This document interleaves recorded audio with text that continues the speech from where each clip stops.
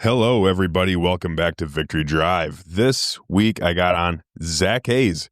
And Zach Hase, he is a local NRL Hunter competitor, and he also recently just took over the Upper Iowa NRL hunting matches as like match coordinator and stuff. So talked a lot about NRL Hunter. He's also an Army veteran, and we talk a little bit about his military service. And matter of fact, he's one of the guys I deployed with overseas in Afghanistan. So I've known Zach for quite a while. And he was also on the podcast a while back. And we talked a lot about predator hunting and that kind of stuff. So his voice might sound a little bit familiar to people that have been paying attention to the podcast for a while now. So Zach Hase, great guy. I love sitting down and talking with him. He has a lot of really good insight, especially about like long range shooting and specifically NRL Hunter matches. He's been doing them for quite a few years, and just he's very passionate about it. And he's also a passionate predator hunter. Fucking A. Sometimes I get a little bit tongue twisted, and I don't like it. So this is a nice long episode. So strap in, grab your drink, grab a cup of coffee, whatever, fucking beer. It don't matter. Sit down and enjoy. It's a nice long episode. I think we did right around 3 hours. So get ready for this one. And I'm going to keep this intro nice and short and sweet. But do got to pay the bills, or at least attempt to, if you will. So this podcast is brought to you by Grizzly Coolers. Grizzly Coolers are the best coolers in the game, essentially. They make great hard-sided coolers and just great stuff all around. I know some people are thinking like, oh, what does that have to do with like a firearms-oriented podcast? Not a lot, I guess. Coolers don't have a whole lot to do with guns, but everyone likes cold drinks, and keeping shit cold in the middle of summer is really helpful. And we all like to hunt, I think. I am a very avid hunter, if you've been paying attention to this podcast for even a second. And they also have awesome hard-sided blinds, like tower blinds, enclosed blinds, that kind of stuff. So they're just they're more than just a cooler brand. They're an outdoors brand that like to do roto-molded coolers and shit. And they also have great drinkware, just everything you really need to drink nice cold beverages and keep them nice and cold. So that's kind of their MO. So check out grizzlycoolers.com and use code WCB at checkout to save some money. This podcast is also brought to you by the Patreon members. If you guys aren't a member of Patreon yet, I don't know what the fuck you're doing. All right, get in there, have some fun, and help support the show. All right, we got a couple different tiers going on there, and I don't know what else to say about it. Great place, great people in there, very knowledgeable shooters and hunters in Patreon. So get in there, get in the community chat, and start talking. It's great. It's a great place to be. So with all that said, let's just go on and get on with the episode. I've spoke enough. You guys will listen to me talk a little bit more here with Zach. So hopefully everyone enjoys the episode.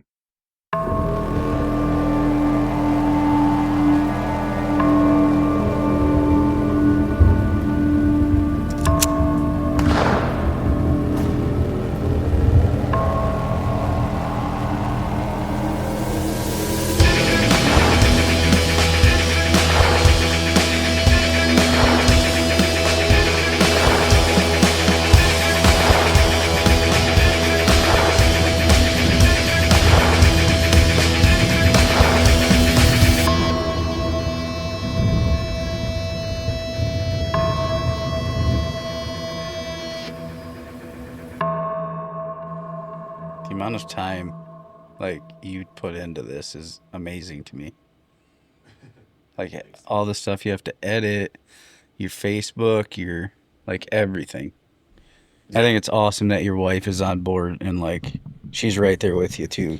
Thanks, dude. It's definitely a labor of love kind of thing, because like we're not making like a buku bucks here, we're making a little bit of money, when I say a little bit, I mean like a little. And right. It's definitely not enough to offset any of the costs, that's for sure, but it is fun, and we wouldn't be doing it if it wasn't fun. essentially. So, but yeah, I mean, you don't think about it too much when you get into like podcasting and stuff, and you know, oh yeah, just a couple dudes sitting in recliners, chit chatting and having a good time, you know, and that's what it is. But at the same time, like, there's a lot of shit in the back end that I didn't realize, especially like self promotion. I'm terrible at it.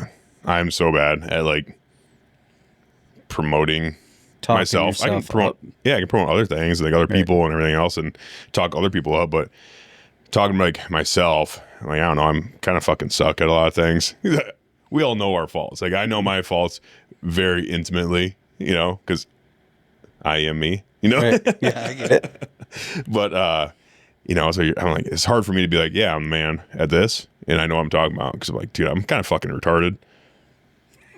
So, you know, there's always humbling things where you always will feel that way in your entire life. That's the way it's gonna go. You know. Oh yeah. Change your career path, which you did not that long ago, right? Yeah, I've done that a few times. Maybe 5 years. Well, the Army, and then you worked on windmills for a while. Yep. And then you went to the city, or was there another one in there? Nope, that was you change those career paths, and you get to something that you're definitely not used to doing, and you're like, man, I am stupid. You know, right? When the reality of it is, like, I'm not stupid. I just don't understand it yet. Yeah, right. Well, you don't know what you don't know, and you know, that goes along with a lot of things. It's like, I hate. That's why I don't like to sound like I know a lot. I try to set the bar real low for myself with other people, especially like when I do change jobs and stuff like that. Like, if they ask me to do something that I don't know, I'm like, yeah, man, I'll definitely go try. But give it like, 100%. fuck yeah, I know what I'm doing. But I don't know if it's the right way. Right. Like, I grew up, born and raised in Iowa. I've never driven a tractor. But if someone's like, hey, go drive this tractor, I'm like, fuck yeah. I'll get in that motherfucker and look at it and be like, 1, 2, 3, 4, F, N, R. Yeah. Can't be too hard, right? I can figure it out. Like, okay, here's a good example. When I was stationed in El Paso, we were, I was on in charge of this detail. I shouldn't say in charge. I was in E5, and I was in charge of there's a sergeant first class in charge of the detail. And, you know, they're like, hey, we need to unload all this Connex. We need to unload it. All of it. It's full of shit. Like, just full of shit. But it is in those, I can't remember what they're called. You remember those cardboard boxes that have like the forks? Yeah. The hard plastic and the forks and shit on there? Right, yeah. Yeah. So it's full of those boxes full of shit. And they're like, hey, we need to unload this. Oh, that's why. Because my unit's getting ready to deploy. And I was not going on the deployment because I was getting out. I would have went to Iraq for like 2 months and came right back home to get out. So they were just going to keep me home, right? So is all their deployment shit. We're loading the Connexes. Well, they loaded this whole Connex up and then didn't weigh it dry. So they're like, hey, we need to unload this whole Connex, weigh it, and then load everything back on. And I'm like, this is dumb as shit. I'm like, don't we just know how much a Connex weighs? Like, we have millions of Connexes around here. Like, do we not just know what they weigh? Like, right. No, we need to get an actual weight. Okay, so we're starting to like unload it. Shit. I'm sitting back there. I'm like, this is so stupid. I'm like, there's a fucking telehandler right over there. So I'm like, hey, Sergeant first class guy. I was like, hey, there's a telehandler right over there with forks. Like, can we just use that? And this is in front of everybody. He's like, well, do you know how to fucking use that thing? I'm like, yes. He's like, really? I'm like, fuck yeah. And he's like, all right, well, yeah, go grab it then. I'm like, that'd be way easier. I'm like, all right, sweet. And I turn around, I'm like, fuck. I've never been a telehandler before in my life. Like, I don't know what I'm doing. So I got my buddy. I was like, Tattersall, come with me. He's like, okay, march now. And I'm like, dude, I've never used a fucking telehandler in my life. Have you? He's like, no. I'm like, fuck. I picked the wrong guy. So I get up in there and I'm looking at him. I'm like, all right. I get it started. I'm like, hell yeah. Step number 1, done. And then I'm looking around like, all right, now how do I use it? How do I get this thing to move? Anyways, I got sitting there like looking at everything, and he's like, hey, come on. Like, we're waiting. I'm like, all right, yeah, no problem. Just warming it up. It's El Paso in the middle of summer. I'm like, all right, here we go. I'm 130 like, boom it up, stick it out. And I'm just doing some checks, make sure everything's working. I'm moving shit around. I'm like, all right, here we go. And I got in there. I moved all the shit out. Never driven one in my life. But I'm like, I don't want to do this by hand. And I went in there and I unloaded all those boxes. The payload of a Connex, depending on if it's the full size or the half, right? Mm-hmm. I'm pretty sure it's like 36,000. So, like, can you imagine moving all that by hand? Yeah. With, I don't know how many people you said you had, but I'm assuming by the end of that, you're going to be done. Dude, it literally took us, like, I don't know, an hour to unload it and then to load it back up. Rather than it would have been of probably fucking close to a whole day, because we would have had to unload every single one of those boxes that was just full of loose shit, keep it organized for that box, and then load it all back up. Like, and then you're risking losing shit and everything else. And this is like a lot of, like the whole unit's worth of stuff. And I'm like, geez, fuck this. Got to tell you in there. Hell yeah. Hell yeah. But that's like kind of how I live my life when I get in new situations. Like, do I know how to do everything? No. Will I give it the old college try? Absolutely. Will I fuck it up along the way? Sure. So that's what humbles me. When I'm like, I don't know everything. I don't never claim to, because I just feel like when you claim to know everything, then you're going to get humbled eventually, especially with this shit going on the internet. Some dickhead on TikTok or Instagram or Facebook's going to be like, you did that wrong. I'm like, yeah, I did. You got me. Thanks. I'm fucking dumb. I never claimed to be an expert. I said I could drive it. I didn't say I could drive it like an expert, okay? Right. But anyways, Zach Hase, you're back. Yes, sir. Had you on last year? Last February? Yeah. And it was it was a group podcast, so there's definitely a lot going on there. Right. But you're in the Army. I know we covered it kind of on the last one, but we didn't like dive super deep on a whole lot of things. Nope. But me and you, we went to Afghanistan together. Right. We came back home together from the same hometown, and we've known each other our whole life since pretty much. You were friends with my brother growing up, so like you were always around. Yeah. You always beat us up when we're trying to play fucking Need for Speed. I could beat you up. Have you seen me? I'm a little guy. You're a big dude. Yeah, well, you stopped when I got bigger. Right, yeah. Yeah, kind of like my brother. Like, he stopped bullying me. He stopped bullying me when I started getting some size on me. But yeah. But no, we've known each other for a long-ass time. And I don't know, do you want to kind of get into your background? Because we're going to get into, like, your competitive shooting and all that stuff, too. But what kind of, like... I guess let's go into your background a little bit on you, because I don't think we did a very good job background, last time. So I spent 6 years in the National Guard. Yeah. Got out of that. Kind of always loved the shooting thing. Never really wanted to do it competitively. Bought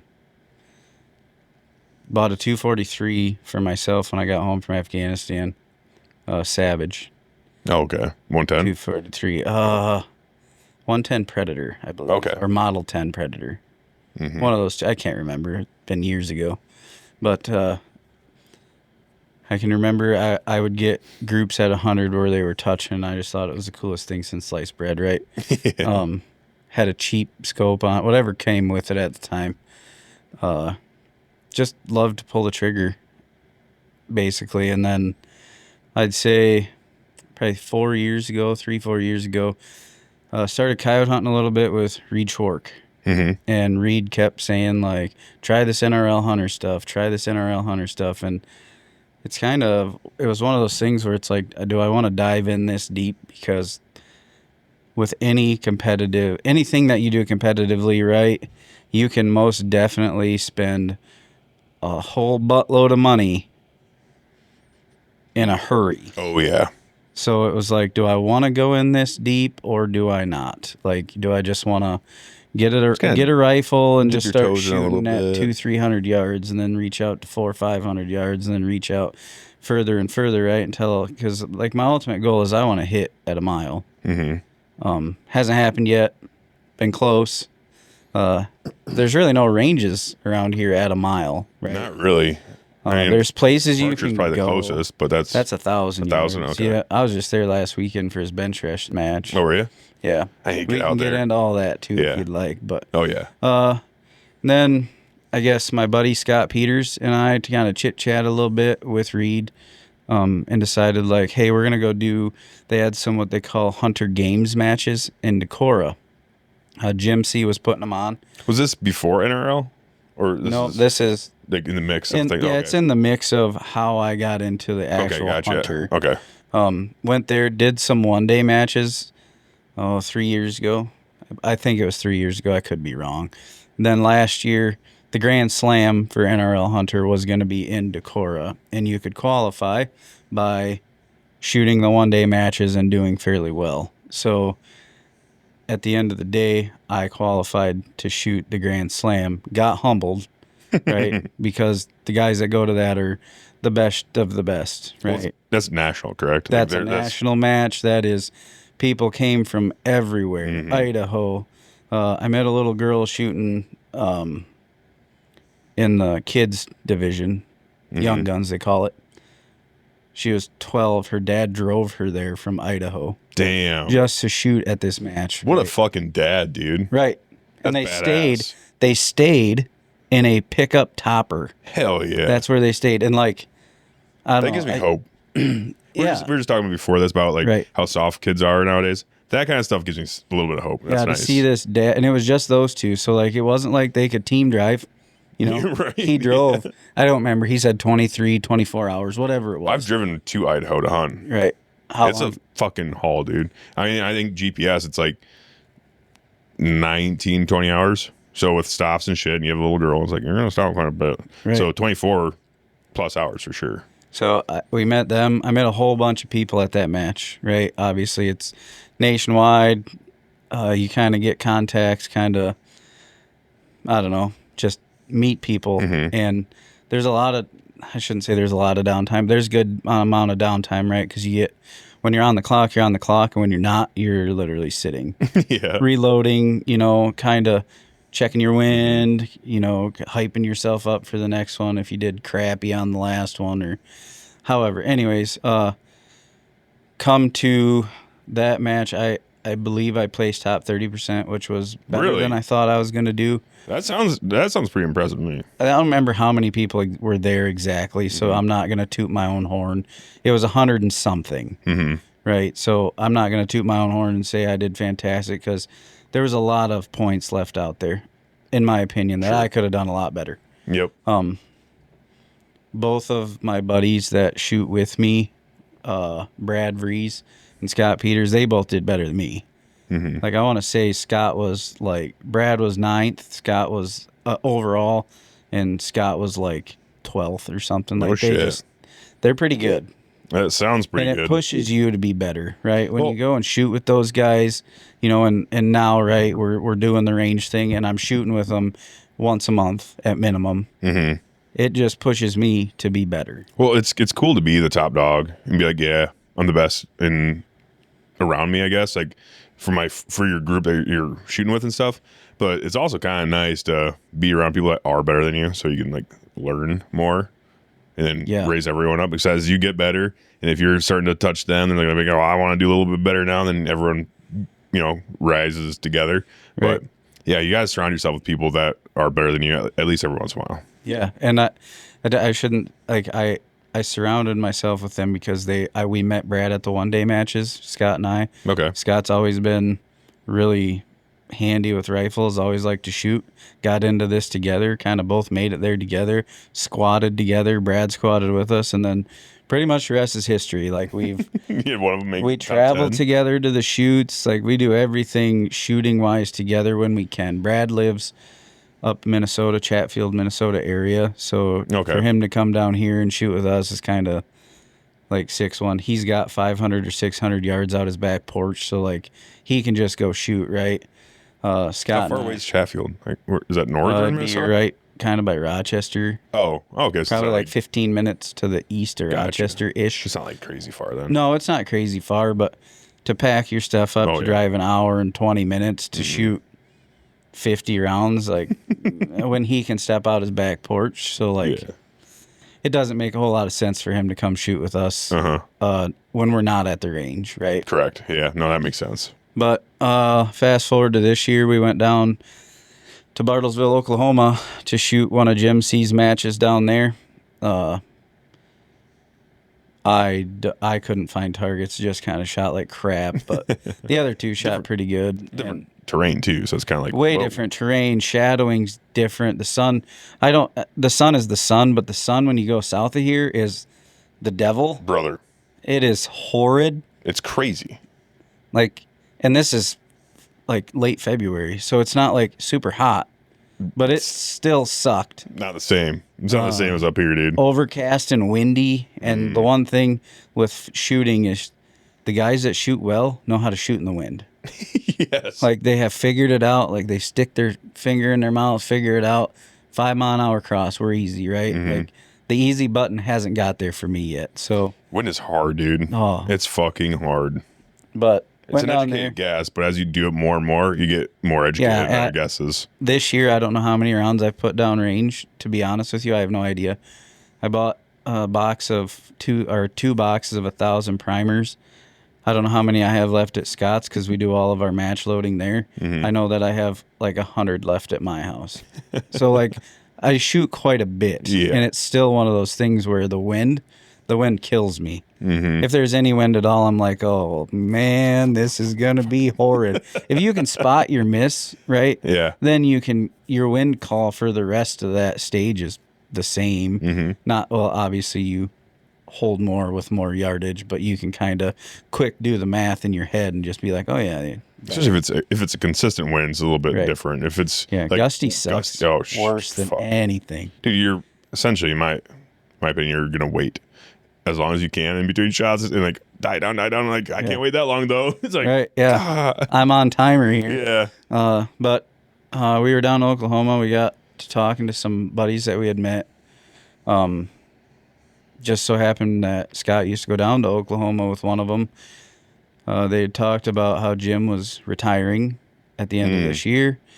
We kind of said, well, that Decorah can't stop. Like, somebody needs to take that over. Well, it's been around for a long time, too. Over 10 years. Yeah. I think he did it for 10 years. A long time. PRS, and then kind of went over into the NRL Hunter world.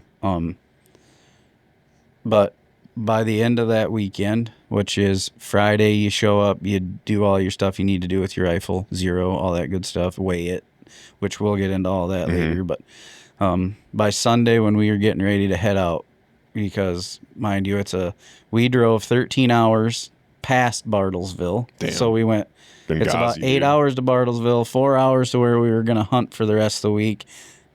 Dropped everybody else off, turned around, drove back to Bartlesville, shot the match for the weekend, and then turned around Sunday and drove back and then hunted pigs the rest of the week. Damn. Until Thursday. That's a fucking good trip, though. Oh, it was fun. It was the first year I took my son, too, for pigs. So, okay. So, like, he stayed at the place we hunt pigs with my dad while I was doing my match thing or whatever.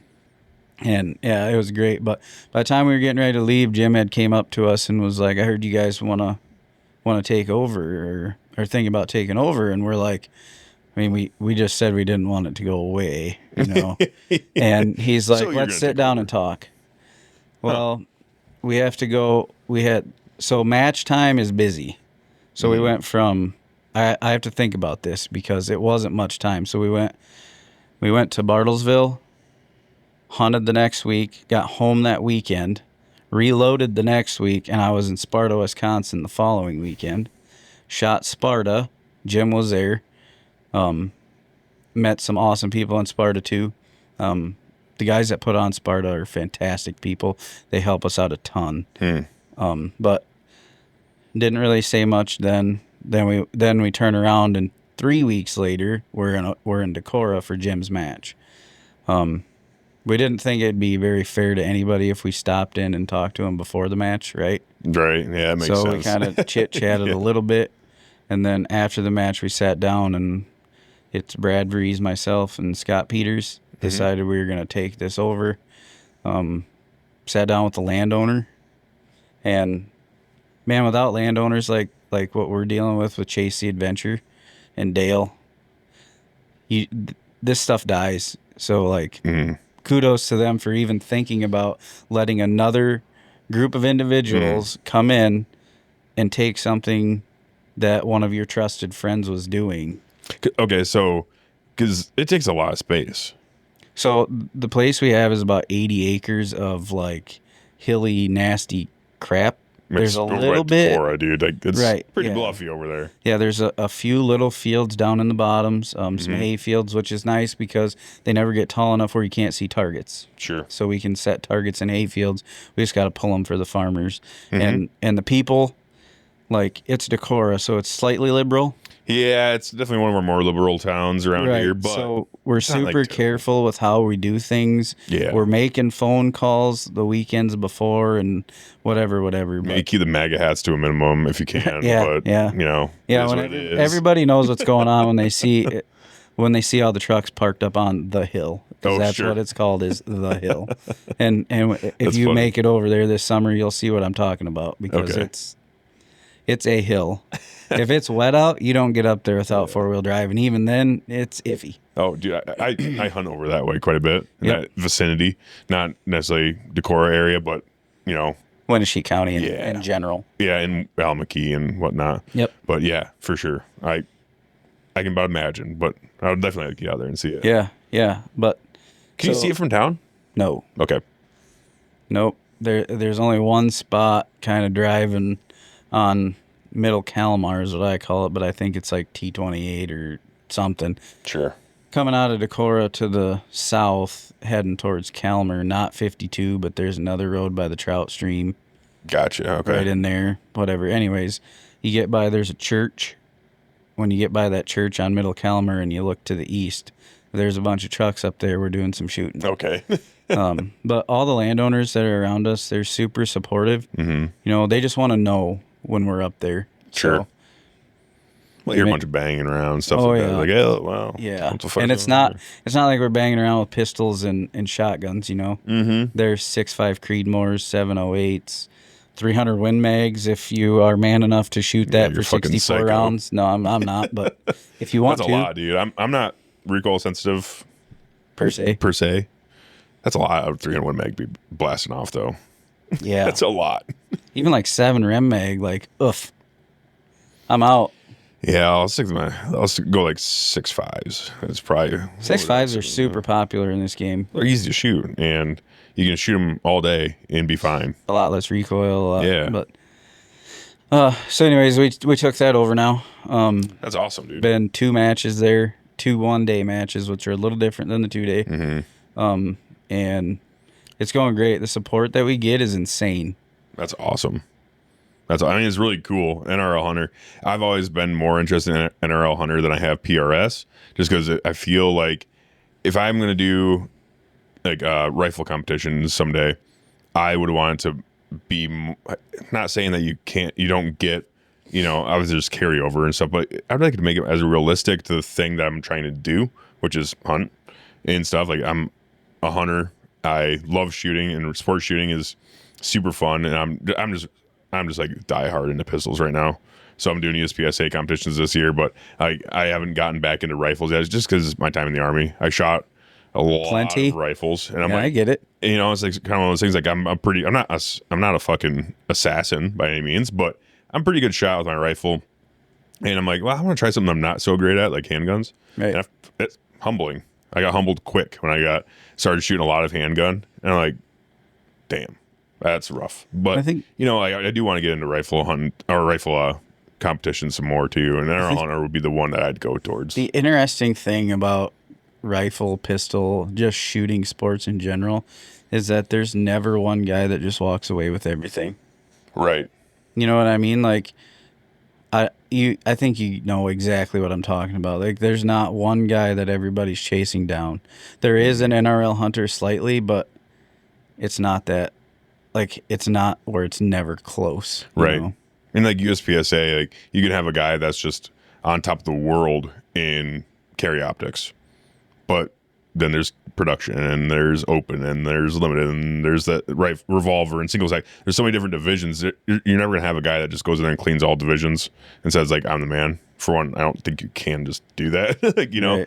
Right. But yeah, there's just so much room for more, I guess.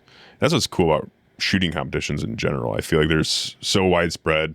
It's not like any other sport, you know. It's not like any other sport. I mean, I played sports in high school, and it was always like the high school side of sports, or sports in general, is we'll just go NFL, right? If you're a Vikings fan, you hate the Packers and the Bears. Correct. Where in shooting sports, like you can get squatted up with the most random people. Mm-hmm. You're all like-minded individuals. While you're shooting, you're all buddies. Mm-hmm. You get back to the award ceremony, and you're cheering just as loud for the guy that took first place in open light. Mm-hmm. You know, as if you were up there taking first place. You know what I mean? Like you're glad for them. Like it's totally different. Like there's so much more, I feel like, camaraderie in shooting sports. I've seen and heard from other people. I haven't shot any competitions yet. I'm going to shoot USPSA this year, but from what I've heard, you're like, it seems like it's about 100%, where I've never heard of anyone that's shot like PRS or NRL Hunter and been like, dude, it's cutthroat out there. Everyone's supportive of each other. Like when you're not shooting, a lot of guys, it sounds like it's pretty common to go back and be like, yeah, man, like the wind is pretty tough today. It's really gusty. Like this is, like just kind of trying to generally help each other out. You're not, like, I think it's cheating if you're like, this is my wind call and this is what I'm, like, but there's a lot of like chatter in the background where you're like trying to help each other out because everyone kind of wants to see each other do good. So you're talking more about your rifles while you're sitting there. Oh, like, sure. Okay. Like, what are you shooting, And he's like, oh, I'm shooting 7 SAUM. And you're like, holy crap, how's that recoil feel? Well, it ain't too bad, big dude. Mm-hmm. Or you get this kid and he's shooting a 6.5 Creedmoor suppressed, and you're just watching this kid, which in the 2-day matches, you cannot watch the guy ahead of you, right? Because now you're getting information, and in the rules, it states something like if you're collecting information, for your next stage, that's cheating. That makes because sense. it's all supposed to be blind.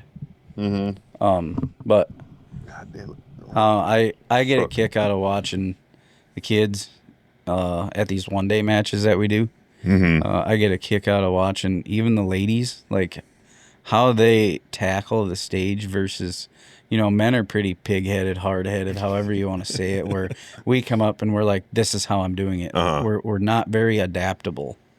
Right. Where women and kids, they just pick it up and they're like, oh, that didn't work. Next. Yeah, right. And you're like, men are very much like, how do I training this? Right. I know how do I do this and have their mentality, because it just don't work. But yeah, I think it's great that kids are getting into it more. Yeah. I've heard that a lot too, honestly, and I've seen it personally. Like women are, like, generalization. Women are better shots than men. And it's like a lot of cases, yeah. Especially when you're talking like women and men. Like if you take a brand new, fresh to shooting, never shot a gun before, interested in shooting, wants to shoot, and wants to learn, and you take a woman and you take a man, same thing, eager to learn, ready to shoot and all that stuff, the woman's going to be easier to train. By far. Because I don't know what it is, but like, well, we're talking about humbling, and I don't know everything. There are a lot of men out there that are like, I know what I'm doing. Like, you never shot before it, but yeah, but I know what I'm doing. I've squeezed the trigger on a shotgun. I know what I'm doing. Man, that's a little different, buddy. A little bit different. A little different. That's not a fucking precision weapon. It's a shotgun. Right. It's a fucking, come on. Right. What are you doing? It's like asking, like, your machine gunner to, snipe, hit a target at 1,200 yards or 1,200 meters, and it's like, you're a spray and pray kind of guy. I get it. It's fine. Send 5, see where they go. Yeah, right. Like, it's not really how it works in this game. Yep. Yeah, but women and children are much easier. That's why it's like, if you can get young boys out there, they're going to be awesome. But it's like men, if you're taking like a man and a woman that have never shot before, women are for sure easier to teach. I would agree with you 1,000%. I don't know what it is. And I think it's just because men are kind of you bullheaded. could go as far as to say, if you had a man, a woman, and a child. By child, I mean, of age to safely handle a weapon. Yeah. That child will be even easier. They will just pick up on it and just run. I took my son for his first 1-day match. He's probably shot long range twice in his entire life, and it was like 5 rounds. 64 is perfect. He scored 53. Jeez. On a 1-day match. Granted, he helped us set up, so he knew where the targets were, which on a 1-day match, you get to see the targets before you shoot anyways. So, like, he didn't have an unfair advantage knowing where they were. Still got to take a shot, though. He had to take the shots, and, like, he watched me run through it the day before, me and Scott and Brad, and like it was almost like he picked up on the best of all three of us and just went out and performed. And I was just like, dude, where did this come from? When you're shooting with your kid and stuff, are you like spotting for him and stuff, or is it like that, or is it just like started out with me helping him 100%. Like obviously, I would mount the rifle on the tripod or help him figure out positional. About 4 stages of that, and he looked at me and said, "Dad, I can do it by myself. I'm going to be here for safety because obviously weapon jam, things like that. Like I can clear a weapon and get it back to operating probably a little bit faster than him, and safer, correct? Just from experiences, right? Yeah. Where he probably can't. You know, he had a couple mag feed issues, and I could just walk up there. I was right beside him and just, you know, clear the issue and get him back up and operating. But by the last 2 stages, he could even do most of that himself. So I think it was the last stage of the day I posted on Facebook on my personal Facebook page, proud dad moment with my son. Like he ran that entire stage by himself. I was sitting by the guy that was ROing for him. I didn't figure it was fair for me to RO for Tucker just because, right? But I was sitting beside the RO, and he was dialing. That's awesome. Hammering, and it was a 4 position 1 target stage. So he had to move that weapon safely from position to position to position. Wow. There was one. If you watch the video, he does skyload 1 time, and just so everybody understands, after he got done shooting, him and I had that discussion about what skyloading was, the dangers of it, and then he was good the rest of the day. But I didn't just not say anything, you know. My range, awesome. My son. I still want people to think I'm not going to be launch a dick that fucker halfway to heaven. Send it. Yeah, that's when insurance is like, by the way, we're dropping you. Yeah, you sent one into fucked. You sent one straight into the Walmart fucking window, dude. What are you doing? Yeah, no, not good. But that's awesome though. I mean, I don't know. My daughter's 12. Yeah, I don't know. Bring her out. I'd like to. She does like shooting. She hasn't shot. Well, she shot my. I got her this little 22 pistol, little Savage Cricket. She loves shooting that thing. I actually did just let her shoot my Glock just like a couple weeks ago. Hell yes. Dude. Money? Not gonna lie. I think 4 out of 5 is pretty fucking good. At 10 yards with the fucking I don't even think I could do that. With iron sights with the Glock 17. Yes. And she's got these little ass hands. I'm like, holy shit! Like she shot and it, bing, she's shooting steel. You know, like it wasn't full size steel. It was like the torso. 60% or something. Yeah, I'd say it's probably one of those 30% probably. 30? It's pretty small. Yeah. She shot that fucker at 10 yards 4 out of 5 times. And I was like, holy shit! Like, good job, Charlie. That was awesome. She did a really good job. Iron sight Glock 17. Like that's pretty awesome, I think, for a little girl. Tucker was kind of cheating. He was shooting one of Brad's rifles, and it was one of the new SIG crosses. Oh. Yeah, and it was a suppressed 6.5 Creedmoor that was, you know, they're nice and light too. Loophole Mark V. Like it was definitely not an iron-sighted rifle, right? He was out there with probably one of the better production rifles that's made out for right now, in my opinion. Man, you can go down rabbit holes with production rifles in the factory class. You know, Seekins owns the factory class. Oh, dude, their rifles are sick. They are. And they're badass. They shoot great. Yeah.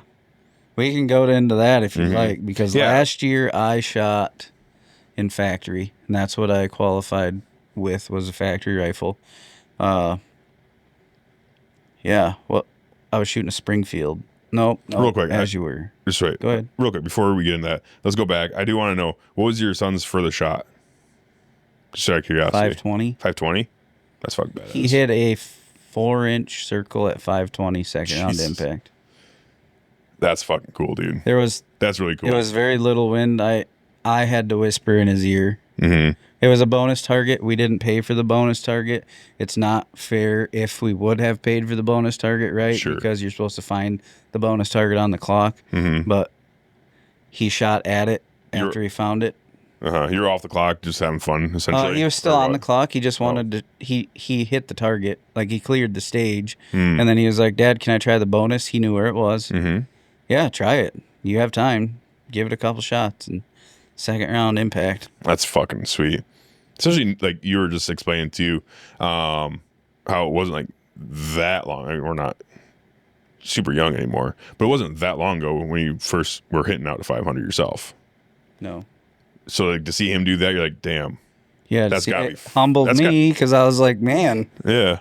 Well, that's like you said, proud dad moment. Like that's gotta feel fucking good, dude. To be like, damn. Yeah. And the trigger little discipline, sniper, dude. That's so cool. The bolt discipline on the rifle, Mm-hmm. like just from watching 3 guys shoot the day before. Yes, we shoot our matches before everybody else. Our scores do not count. Mm-hmm. Like we don't. No, No, just not how we. just running it. Yeah, just we're to running make it. sure We it's set all the good to targets. go. We want to make sure that all the targets we set are hittable. Correct. So if a dude like me that can shoot ish can hit the target, everybody that shows up that day for that 1 day match, It's a should feasible be able course. to- right. Yeah, you want to make sure it's a feasible course. Right. Yep. That makes sense. Yep. Okay, let's get into guns. The rifles Yes. themselves. So last year I shot Waypoint 2020. I am not gonna go into the whole story on that rifle. I will just say if you can save your money for something else, probably a better idea. Okay. Well, barrel- why not? Why don't we want to get okay. into it? The barrel came loose a week before the Grand Slam. Oh, shit. It's not a built rifle by anybody but Springfield. So we were shooting, getting water lining our dopes, which if you don't know what that is, we literally take like a piece of black tape, put it on different targets at different ranges, and then get our dopes to hit the black tape, right? So 1/2 inch wide black tape. If your dope's within a 1/2 inch, you're probably doing pretty good. That says probably fine. Right, so we were water lining, and I thought it was kind of being squirrely, but I was like, nah, it's just in my head. Those rifles, the carbon fiber barrels are not carbon fiber wrapped barrels, they're carbon fiber tension barrels. Explain. So, like, when you buy a proof research barrel, Mm-hmm. as far as I know, I'm not an expert in barrels, right? They actually take and they, with a lathe, they pull steel away, and then they wrap resin and carbon fiber in that inlay. Mm-hmm. Okay, it's not tensioned; it's just over top of the steel to give it the rigidity. On proof research. On like proof barrels and Yeah. other carbon fiber barrels. On the barrels on Waypoints, they create a barrel, they flute it, they press the carbon fiber over to the top, and then on the top of the barrel at the muzzle end, there's an actual nut. And with that nut, they're actually putting tension on the rifling of the barrel. It's supposedly for when they heat up, the point of impact doesn't shift as much. Huh. Because as your barrel heats up, you can notice a point Oh. of impact shift like For sure. a lot. Yeah, 100%. That's And why I like, noticed in that rifle, it was like if I had to shoot my 8th round because I sucked at that stage, like Mm-hmm. it was just, I was just praying. Yeah. That's why with my hunting rifles and stuff, I'll zero them cold. Like I'll zero if I just get a new optic and stuff for it or whatever else. I'm getting it close and then I'm letting that bitch cool down.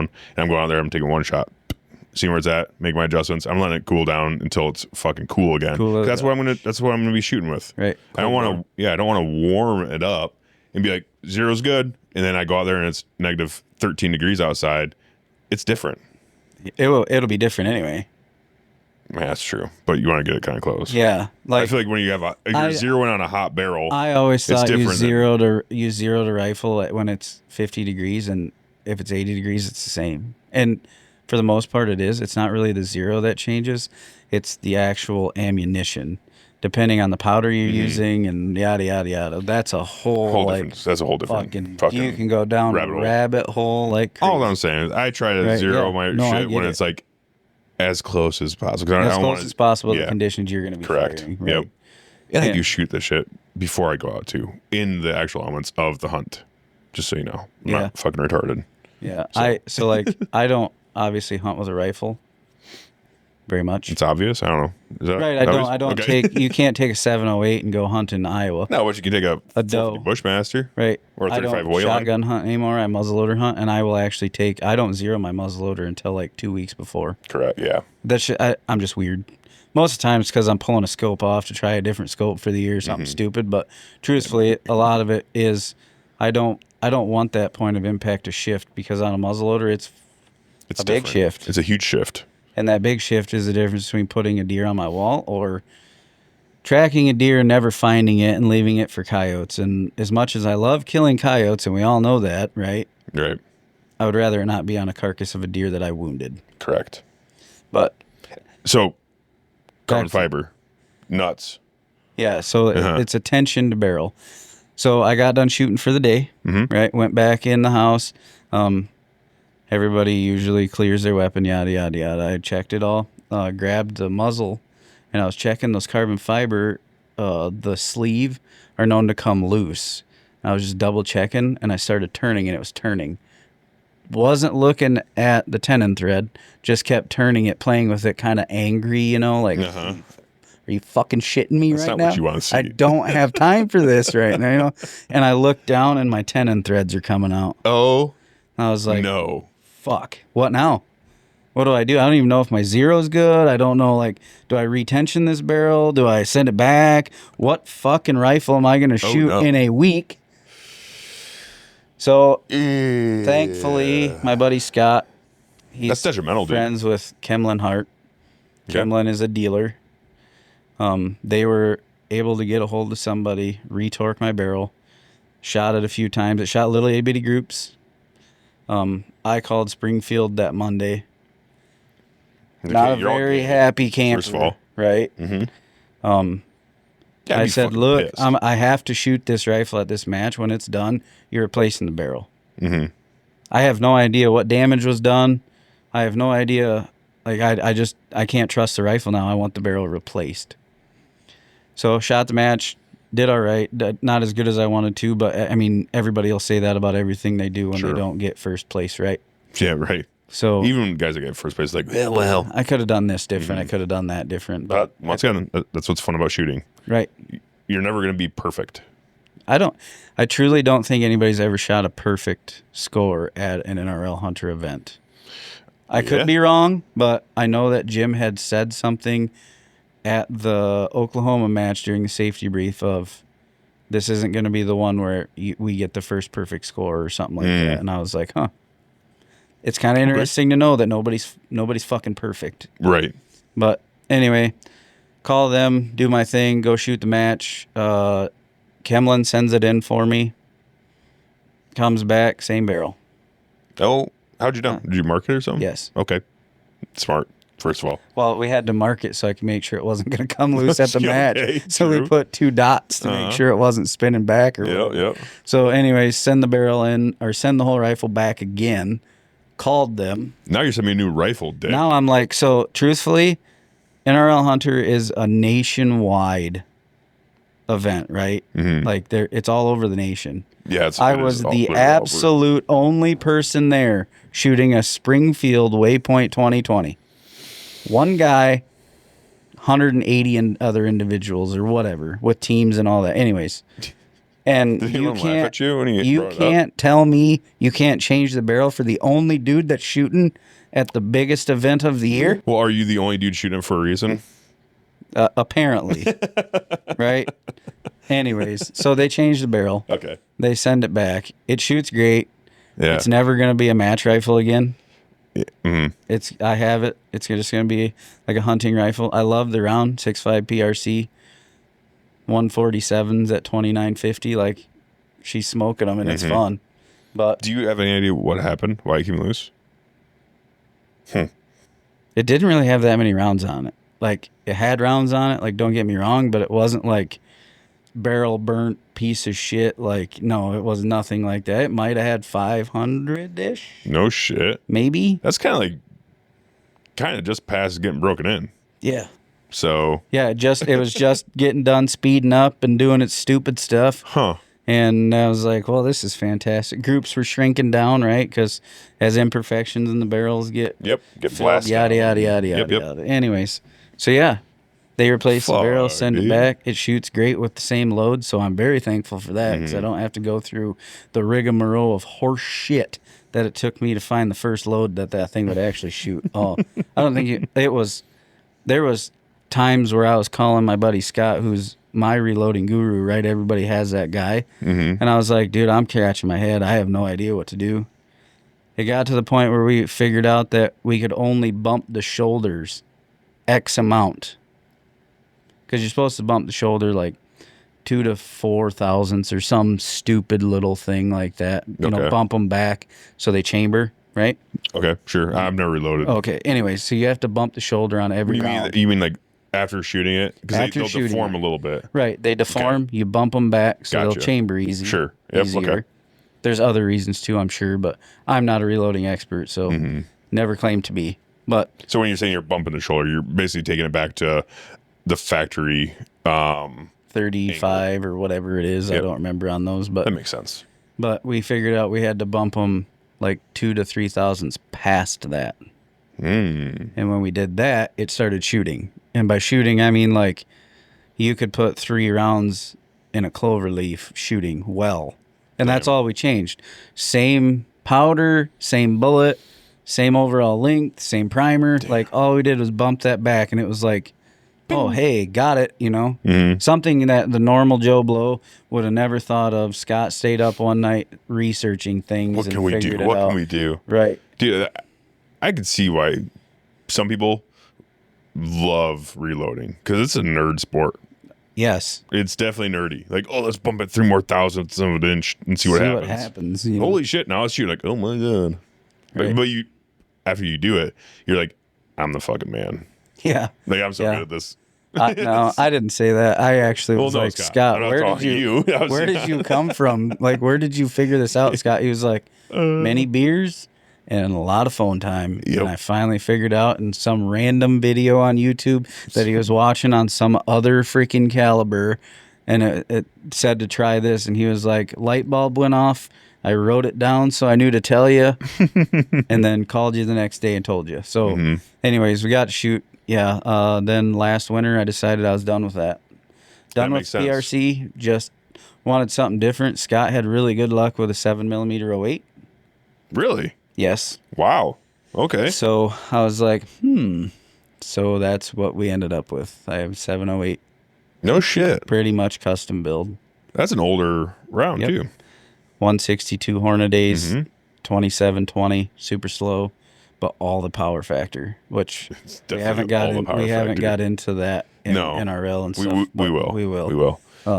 Okay, so you're shooting a 708 now. 708. Huh. That's fucking, you love it? I do. Nice. Lighter recoiling. The recoiling is more like a push than a sharp impulse like the PRC. So spotting your miss. Those bigger bullets, essentially. A 7mm versus a 6.5. It's a little bit bigger. It's more of a push. It's more of a push, yeah.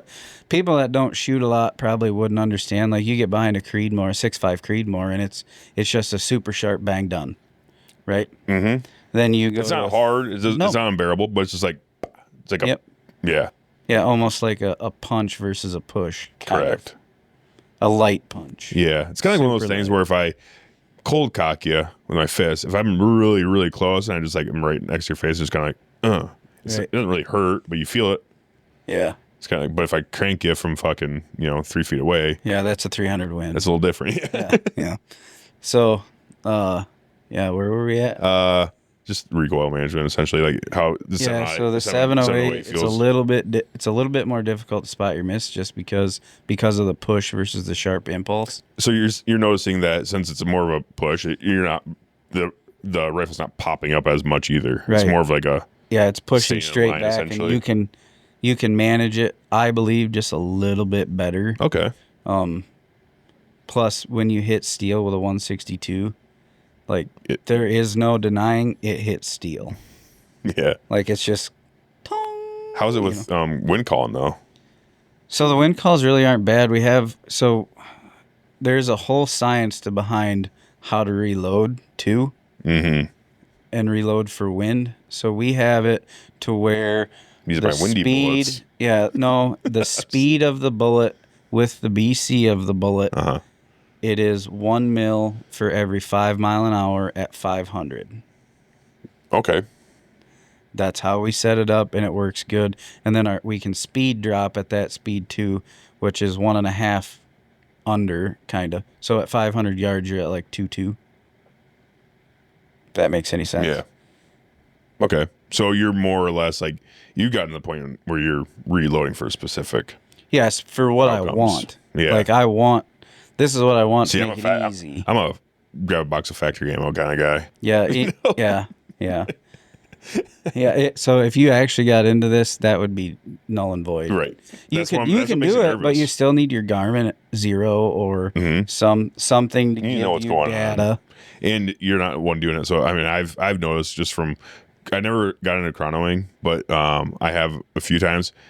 You'd be surprised at the variance in Of what factory the ammo. box says? Oh, not just what the box says, just between a box of 20, the fastest versus the slowest in that same box of 20, you'd be surprised what the difference 50 is. to 80 feet Yes. per second, which is Easily. at 500, it's a big deal-ish. At 1,000 yards, that's a miss. It's a miss. It's noticeable at It's noticeable 500, at 500, 600 yards for sure. You can. You know that, but the thing is, like factory ammo, They want it 100 to 200 yards. You're in a pie plate. You're good to go. Yeah. You're gonna kill that animal. Yep. When you're wanting a little more precision because you're in a competition, yeah. And so you're at 500. You're in the pie plate. Not a big deal. At 1,000, I mean, you're not in the pie plate anymore. Somewhere over there, I guess. You're not close to that pie plate. Yeah. Yeah. Because you want to be close at. But I mean, okay. I don't want to derail too much, but at 1,000, I mean, I know what my groups are at 100, 200, 300, 400. I've never have you grouped at 1,000 just to see what the spread is? I know we don't. People don't generally do that a whole lot. Some people say grouping. When we're checking a dope and we're wanting like good data, we just put an animal out there and draw a line and get our data. I have a fox-sized target. I have a fox-sized target, right? Okay. And we set that at 1,052. We do it all the time. Probably 3 or 4 times a summer, we set it out there and we just take our shots and do our thing and kind of just BS and have fun with it. But, yeah. I actually had my brother come one time and I was kneeling on a tripod with my match gun, and I hit 9 out of 10 at 1,052 on a fox. Nice. And you can think I'm bullshitting you, but if you want, you can dial up his number because he was like, "There's no fucking way." I was like I'm not tooting my own horn. It was probably just dumb luck that it happened. Was it dead wind? Oh yeah, deader than shit. There was no wind that day, so I didn't have to hold the wind. It was just like dial my dope, put the crosshair on, do my squeeze and right. my thing, right? And yeah, I was like, ping, ping. This is awesome, miss. Shit. Fuck. Ping, ping. Once again, nobody's perfect. You don't hear the fucking ping either. You just watch it in the glass at 1,000. Well, especially if it's that small. I mean, yeah, you're definitely not going to hear that ting. Yeah. I think that's what I've never been interested in PRS either, like you said, like you weren't, because I'm a hunter at heart, right? I love hunting. Yeah. Bow hunting was my thing for a long time. I still truly love bow hunting, but as I got into this rifle world, like, I don't know, I can see where the disciplines of each other were. Bow hunters, you always said, like, I'll never go hunting with a rifle because it's cheating. Yes. But you don't know the discipline it takes to actually put a lethal and ethical kill on an animal at 700 yards. That's the real difference between bow hunting and rifle hunting. It's the distances, in real world factors. Like a lot goes in, like, if you're if you get within 150, 200 yards of an animal, you're right. It does feel like cheating when you're that close with a 300 Win Mag or a 7 fucking SOM or something like that. It's like, it does feel like cheating. Especially if you're bow hunting, you're like, oh, I can just shoot it at 250 yards and is just going to die. Like That is cheating. But when you're talking like, you're out there and who God knows where, and you're shooting across 2+ canyons maybe at 600, 700, 800 yards. And the wind that those canyons are doing throw. and being able to call that, like, holy shit. Like, you have to watch a lot of stuff in order to calculate, in order to make that hit, and it's hard as fuck. But that's the main difference between the two. yeah, Bow hunting, you're trying to get super close, right. and in rifle hunting, it's kind of like, I would say the discipline for each one is about the same. Like, you so. have to have, just my opinion, right? Bow hunting, it's all about camoing yourself, the quietness, the this, the that, whatever. You get within, I guess, for me, what I would say is a lethal range of a white-tailed deer is probably 50 yards, right? Maybe 40. 40 yards for sure. Maybe even less than that, right? Mm-hmm. So I don't like shooting whitetails past 30. Yeah. Personally. No, I'm right there with you. But there's gonna be guys out there that are like, 40's easy, 50's not a big deal. I've shot them at 89 yards with a bow. Well, sweet. That's like the thing. Yeah. you probably shoot a lot more than I do with your bow, right? Mm-hmm. But I think the discipline with archery is the camouflaging yourself, the quietness, the this and that. So in some people's description, they're like, in their not description, but in their definition of the word hunting, it's like, that's hunting, getting close to the animal. Yeah, that is a form of hunting. But ultimately, what is the goal? The goal is to kill an animal. And if you have, a rifle, then, the discipline just is completely different. That's why I don't like comparing the two, dude. I don't compare the two. Like, I love bow hunting, and I love gun hunting. But they're two different disciplines to do the same thing. You can't compare apples to oranges, and it is an apples to orange comparison. Like, there's for me, there's no one better than the other, and there's no, like, it's just like, it's too different. You can't compare the two. I don't think. That's just me. I would agree with you. Some people's cup of tea, and some people's not. It's not their cup of tea. And it's like, that's fine, dude. It's America. Yeah, that's why it is. One thing I will say is, like, this country was tamed on guns. Just saying. So yeah, I don't want to get into it, politics too much, but we saw how far bows and arrows made it in this country once guns came in. Just saying. I wasn't part of it. I'm Norwegian. I'm like a third generation American, whatever. So I didn't tame the West. You're probably 4 deep, ain't you? Huh? You're probably 4th generation, ain't you? I don't know. Great grandpa came here from Norway. Yeah, that'd be 4th, right? He's straight Norwegian. Right. Then you have, your mom. First generation. Dad. Then your mom. Second generation. I'm third. Yeah. Right? I'm third. You can't count great grandpa. You can't? Because he's a 0 generation. He came from Norway. So grandma. But wouldn't that be the first generation American? Dad. Huh? Wouldn't he be considered the first generation American? I consider him 0 generation. Zero. I guess it's just all American. On opinion. Generation. Yeah. He came to America. He immigrated here.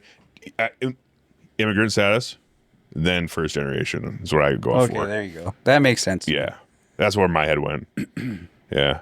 Was he American? Yes. Was he Norwegian, though, too? Yes. Like, he's immigrant status. Like, kind of like still feeling it out until he died. And then he was like, well, I guess my kids are here. Yep. But, no, I don't know. It's just kind of, that's just fun. I don't know. I like guns. But that's the other thing, too, is like, I love bow hunting, but I'm not an archery guy. I don't really necessarily, like, I do love shooting my bow, but I'm not like, I'm not gonna, I don't know, it's fun, but I don't get the same feeling that I do when I'm shooting my guns. You know what I mean?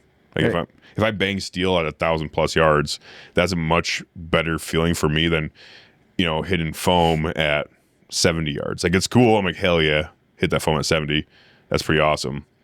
But banging steel at like 1,000+, I'm like, that's just cooler and more fun. I was an archery guy for a long time. Like, I know you were. I traveled all over, shot all sorts of tournaments. Man, you were doing your own shit here, but you're a true archery nerd. Yeah, I was. Yep. Mm-hmm. And then I truly don't know where where it crossed, and I was like, ooh, they go bang, they go swoosh.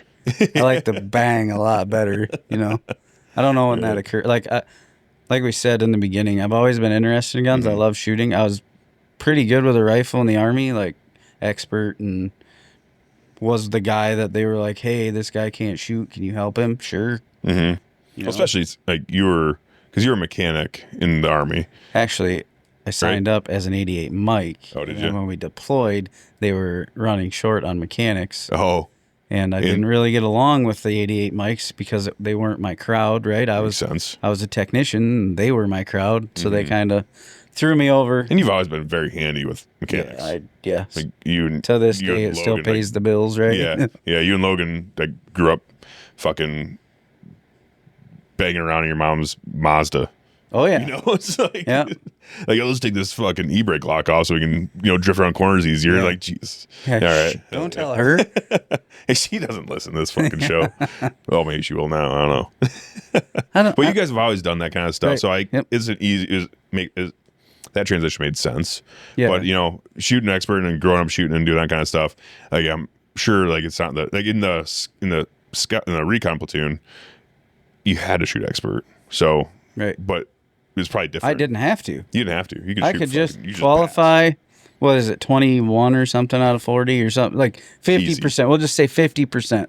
You had to hit 50% of the targets. To qualify expert, you had to hit 95% or greater or something. Somewhere around there. It was 36 and 37. above. Oh, yeah, 36 and above. Right. So, like that's where I was at with it. And I was not an infantryman. Mm-hmm. I was a pogue, right? And that's what... But that status got taken away by Alpha Company. They told us we didn't have to get called that anymore. Oh, really? Yeah. I said, you guys aren't pogues. You were right here with us the whole time. Mm-hmm. Sweet. Nice. Well, I don't think it's going to matter once I go back there. Yeah. Thanks, Dick. No, I think pogues, it's a term of endearment for some, I think. It's I don't think it's offensive. It literally doesn't mean anything bad. It's just personal other than grunt. It's not like you're a fucking pussy, just like that is what it is. But it can be, it's all in your tone of voice. Oh yeah, you can tell. You can tell when an infantryman or somebody that is not how they talk to you. You know, like this is a conversation. You're giving me shit, right? Mm-hmm. Like you could walk through the armory and somebody be like, "Hey, Pogue, come here," and you're like, "Go fuck yourself." Yeah, fuck off, dude. Like you don't gotta talk to me like that. I will say, like, as an infantryman, there are definitely certain pogues that you don't want to fucking piss off. That's like, guys that are in charge of your chow. Guys that are in charge of your supply, guys that fix your vehicles. Everyone else is kind of free game. I guess fuck you. Like that's fine. I'll be derogatory. It's like there's certain other ones like you don't want to fuck with supply, food, or like the guys fixing because especially in today's military, like if you don't have your vehicle, what are you doing? Like you're staying on the cop, staying put, and then wherever. Even worse, your fucking platoon leader, your platoon sergeant's gonna look at you and be like, go fix your vehicle, asshole. Like, obviously, they're running behind. They need some help. Go sit there with your vehicle until it's fucking done because you're mission ineffective without it. Now I'm doing mechanic work, and I don't want to because I'm an infantryman. Right. I don't want to get my hands And then you get out there, and they're like working, like fucking off, and it's like, oh, yeah, you're an asshole. I'm not going to like work very hard. Your air conditioning don't work? Oh, my. Ooh, whoopsies. Get on out there now. Right. He's like, God dang it. I shouldn't have fucking addicted to mechanics. But like that stuff does happen. And there's certain people you don't want to piss off. I think we got, like, they told us that just because, like, we went on mission with them. Oh, yeah. You guys, in every base out there was different. Right. The mechanics of Metterlom were a little bit chiller, I'd say. And they were great. Yeah, they're good. They're good dudes. Yeah, good dudes. But it's just like, just the bases in general, like Najil was different than Metterlom. Kalagoosh was different. They're all different, and everything is different than Torquem Gate. It's like we all had different, almost like vastly different deployment. We're all on the same deployment, but we had much different experiences depending on where you're based at. Way different depending on where you were. Kalagoosh and Najil were probably the two most alike. To a certain extent, maybe. Like the thing with Najil is just walking around Najil sucked. Not minus the getting shot at. And, to every fucking where you went, it was uphill. Everywhere's uphill. Everywhere. You go downhill for like 2 seconds, and it's like, uphill. Fuck. Everywhere. I have to go up that hill. Yeah. Like when we go there to like link up with like the scouts that were there, like, you guys have your hut all the way up there? Like, that's stupid. But I don't know why you guys like it here. Like, this sucks. Why we liked it there? It was fun. It was fun over there. You're out there by yourself. Yeah, and nobody really messed with you. Yeah. So. It's like one of those things where it's like when you're in a rougher area, like it brings everyone closer together. Yeah, they didn't mess with us still. I don't remember who came out there. It was a bigwig, but he did not like the fact we had chickens. Hated it. Fucking hated it. We had to kill every one of them. What? Yep. We had chickens. They laid eggs. We had fresh eggs for breakfast every morning. We had people sending us pancake batter and stuff, so we'd have eggs and pancakes and like. What's the big we deal? were just doing our own thing, right? And pretty much we lived. I don't know. That we could have another podcast just about that, to be honest with you. But we lived kind of a nomadic style life there. We just did our thing, you know. Nobody really. You guys think people didn't want to come there. No, and when they did, they wanted to come there because they wanted an award of some sort. That is truthfully. where. Mm-hmm. And I'm not trying to be an You arrogant get your fuck cab, when I say go to that. Jail. No, you're that's right. exactly what it was. They'd come, they'd want to go on mission with us, and when nothing would happen, they'd get pissed off and leave. Yep. But by the time they wanted to come there, the Alpha Company and the scouts that were there, they had done such a great job of toning down what was going on that there wasn't much to go on. And bitch, you should have been here the first 3 months. Yeah, that was fun. That was different. My Christmas Eve that year will be a night that I never forget. You know, it's like, yeah, come spend Christmas at Najil. Mm-hmm. It was a fun time. Yeah. It actually was fun. Like, we had a lot of fun because we had talked about it before, how like the telehandler deal. Well, when we got to Najil, they're like, "Oh, you're an 88 Mike, so you can drive things. You name it, I'll drive it, sir." You know, boy, I ate those words real fast. A lot, like a lot. Oh, by the way, you're gonna drive the company XO when he goes on mission. Fuck. How did I get stuck with this? Like, I'm a mechanic, man. Like, all right, but here we go. And it was fun. Oh yeah, he was a lot of fun to be around too. Mm-hmm. He hated. That's Merchant, right? Merchant was. Oh, sorry, you said Company X. Yeah, it was. Merchant's a Perino. Who? Perino. I don't remember him. I don't know if he's a lieutenant colonel now. Probably. Or something like that. But yeah, gotta be at least a major. Yeah, he was. His foot's a fucking major. Yeah, he was a good dude. He treated the mechanics really well. Made sure we were taken care of, even though we weren't his dudes. So like. Kudos to him because he could have treated us like complete garbage. I heard that from the scouts that were there too. Like, Alpha Company was pretty legit. Like, and they treated all their attachments very well. Yeah, like we were one of them. Mm-hmm. You know, Merchant had to argue with our command just to get us to come home with them and not have to wait the extra 3 days in Wisconsin to go home with. Why wouldn't you go home with the guys you spent the whole deployment with? That's what the argument was, you know. And at the end of it, we went home with Alpha, and it was cool because we went home with Alpha and we got to see. Like, I was on the mission where those 3 dudes got pretty fucked up. Mm-hmm. So like to see them medevac out and then not see them again was kind of a. It sucks. I wouldn't say a buzzkill because that's not how it works. Like, it almost pisses you off, right? Oh, yeah.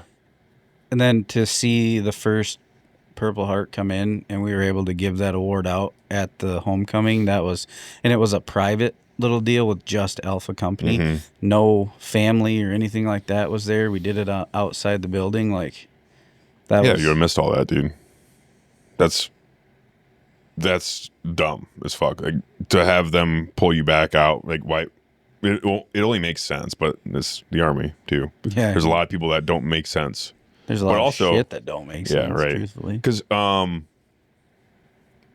you guys were technically HHC, right? Headquarters. No, right? We were an Echo Company. Echo. We were an attachment to. Yeah, the so you have 133. Right. That's right. So you have your own command team. Yep. It is I get where the ego comes from, though. We're like, you're my guys. I prostituted you out to the whole battalion, sure, but you are my guys, so you come home with me. It's like, that's dumb. Like, you go home. Just go home. Do whatever you need to do. But I'll see you in 3 months. I literally haven't seen you for a year, dumbass. You're like, why would I go home with you? Well, That doesn't and make any sense. the worst part about it was, truthfully, what it didn't hurt, right? But it was like, really, is we got to Bagram for that like waiting period to go home, you know? Mm-hmm. And Echo Company wanted absolutely nothing to do with us. Nothing. Like First Sergeant would say hi. Like he was First Sergeant Newton was always a good dude. Mm-hmm. Truly, probably one of the better leaders I've ever been around. But like the dude. rest of the lower ranking wanted nothing to do with us because we were like the bastard children because we weren't with them. Right. You know, you didn't see what we did. You're right, we didn't. But I will, if you would like, we can, talk stories. Yeah, well, swap notes.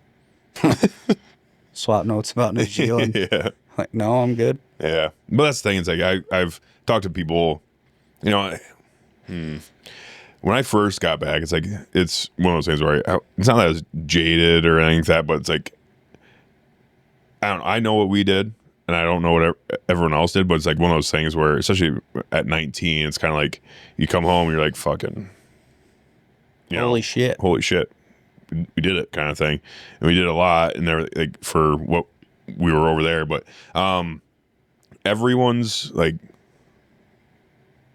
experience is so personal. Like I had guys that I was literally on the same exact mission with, and we process things. So, and that's one thing that's fun about this podcast is having some guys, from our deployment and stuff, and talking about things and everything else. And it's like seeing how they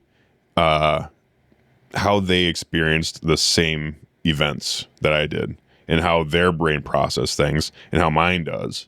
It's like it's completely. It's the same event, but through two different eyes is weird to like kind of talk back and forth about, Right. So like I don't with think the we guys were from like ever Echo on. and stuff like that, it's like you're on different bases. It's kind of tough, to be like, I don't know as if you and I were ever on a mission or we were ever attacked or anything while you guys were there. No, You guys would only go came on to the deal mission a and few then times. came there. You guys went on a mission where they took all the scouts once that I remember. Mm-hmm. I was there for about a week. I think it was pretty nonchalant mission though. I don't think anything really nothing happened. happened. We went out and walked out and then came back essentially. Right. Yeah, but It's a long walk. I can attest that that's not how it always was. No.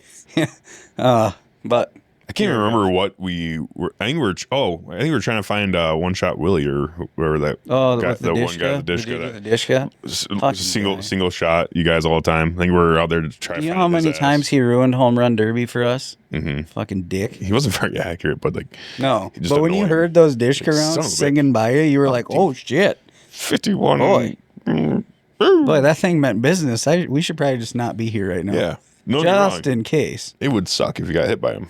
Yeah, but he was never He was anywhere never going to close. hit anyone though. Like, you'd hear it go close. sailing, but Yeah, you'd hear it and you're like, oh shit. But yeah, he was so far away by that time. That round was so destabilized. There's no fucking telling where it was going. Oh yeah, dude, he's shooting from far ways away.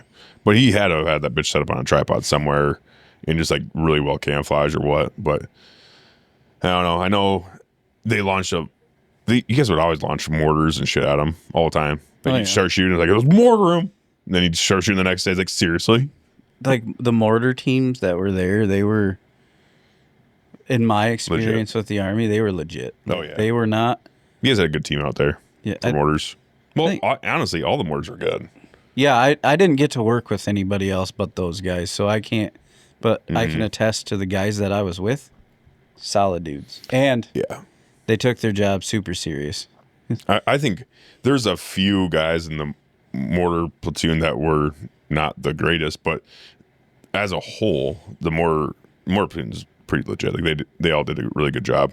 They all did. I don't know.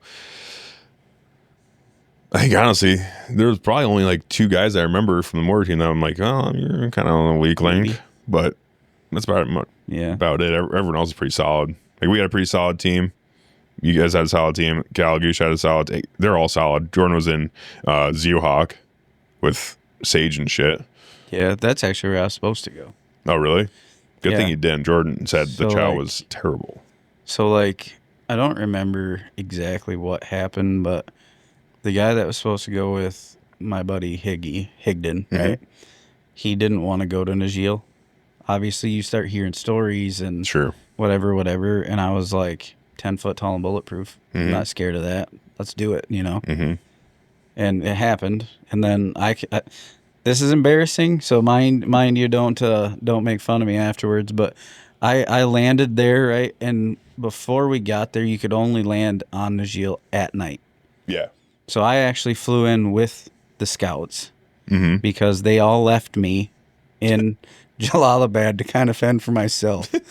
I'm not even kidding. Like, it was just like, so now what do I do? See you later, buddy. So is it Rosine, right? Yeah. So Rosine's like, where are you going? And I'm like, I have to go to Najil. He's like, just hop in with us. Like, we're going out to the flight line now. They ain't going to notice one more guy. We'll just get you there and figure it out. So I got there, whatever. That first night, like, I didn't know they lit off mortars every night. I didn't know that. So here I am, like, making my bunk, getting ready, and mortars start going off, which if you've never been underneath of a mortar, meaning, like, there was a ledge, right? And then where we were staying. So the mortars are right above us. Mm-hmm. It sounds like you're going to die. It's louder shit. So, like, here I freaking belly flop to the floor. Like, really already? I haven't been here 10 minutes. I'm going to die? I don't want this. Well, in the movies, they do a really poor job of it, capturing how mortars sound. Because, like, in the movies, they're like, boom. But in reality, it's like, boom. Right. You're like, oh, fuck. Like, just the concussion of being around one when you're up by them is nothing like you're going to experience here. Yeah. And they had 81s in the pits there, didn't they? Right? 120s. 120s? Oh, fuck, dude. They're louder. I think there was 3. Even 81s are louder than shit. 3 120s and then 2 81s. And then obviously they had their backpack 60s. Yep. And then by the time we left, 120s off. Right, yeah. Every night. They're loud as fuck, dude. With Willie Pete or high explosive or whatever in different little valleys around that we would that apparently the cop would get attacked from, regularly. They just light off mortars at them just in case they were planning an attack and somebody was sitting in the valley. Like, whatever. Just let them know, like, hey, we're still waiting. That first night, I about shit my pants, like down on the floor, cover, like exactly what you're supposed to do, And then Shane's like, dude, they're just lighting them off. Like, there's not incoming. Don't worry, outgoing, bud. Oh, you're good. Okay. It didn't live that down for most of the deployment, to be honest with you. Well, they should have told you. Right. Like, hey, just so you know, they do literally, I was there for like 10 minutes, like enough time to get off of the Chinook. Get up to where we were going. So maybe longer than 10 minutes because you have to climb a fucking mountain to get to any hooches there. But got up into there, literally pulled my stuff out of the bags that we had, right? So the 3 that you can carry or whatever. We were still waiting for what do they call them, A bags. So most of my shit wasn't even there. I had pretty much the minimalist stuff.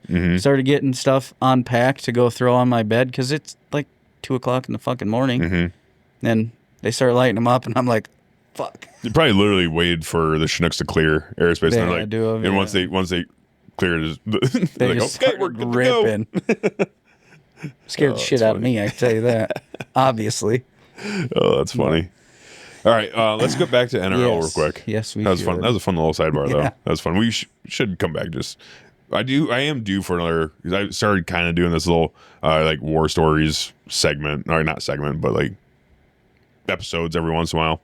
They're always fun, but I'll have to do one of those sometime. Yeah, we'll go back to NRL now, though. Yeah, we're going back to NRL now. Perfect. Okay, so we broke down like kind of the guns that you used and stuff prior and everything else. So let's talk through like the match, the rules first, and stuff, and then kind of go through that. Yeah. So in NRL, like, talk us through NRL Hunter. I haven't shot NRL before.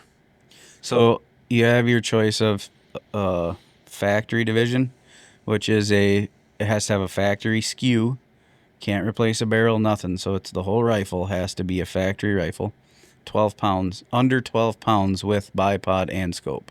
Then you have open light, which is whatever the hell you want to do. Like, you want to go buy a $1,800 Defiance Action, have a 6.5x47 spun up, and do your thing. Like, be my guest, under 12 pounds. So that's open light. You can do whatever you want as long as it's under 12. Under 12 pounds with a bipod and scope. If you're going to run scope caps, they have to be on at weigh-in. Oh, interesting. So, like, everything's weighed right away. So, and then you have open heavy, which is the same thing as open light, but you get 16 pounds. And a lot of the big shooters, I wouldn't say good shooters, because there's some damn good shooters in every single class. Mhm. So I'm not taking anything away from anybody, but 16-pound rifles are getting to be more and more popular. That class is pretty big. Especially if you're shooting 6.5 Creedmoor, a little heavy rifle, then you can really spot your own shots. So yep. There's Young Guns, which is, I think, 16. Don't quote me on that. I read the rules last night, so I didn't fuck things up, and I'm going to fuck it up. But I think it's 16 and under. Okay. Shooting a rifle that qualifies for any of the other three, right? And then women's is the same thing. Okay. So with the Young Guns, they have to be accompanied by They have to be accompanied by an adult or coach, guardian. They call it. Okay. So like if I was wanting to shoot the match myself and wanted you could come and coach Tucker. Okay.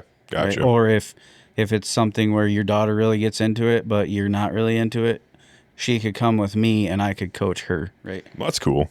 It's nice they make that kind of differentiator where it's like, it's just got to be someone that's responsible. And a coach can do, like, help her find targets or help them find targets and coach. Like, we're teaching them at this point, right? Right. Women's is just like the men's. Like, you are by yourself doing it all alone and whatever. Yeah, so. Equal rights and stuff. Come on. Correct. I can't get into that. What are you, a fucking politician now, dude? No, what the hell? I'm just joking around.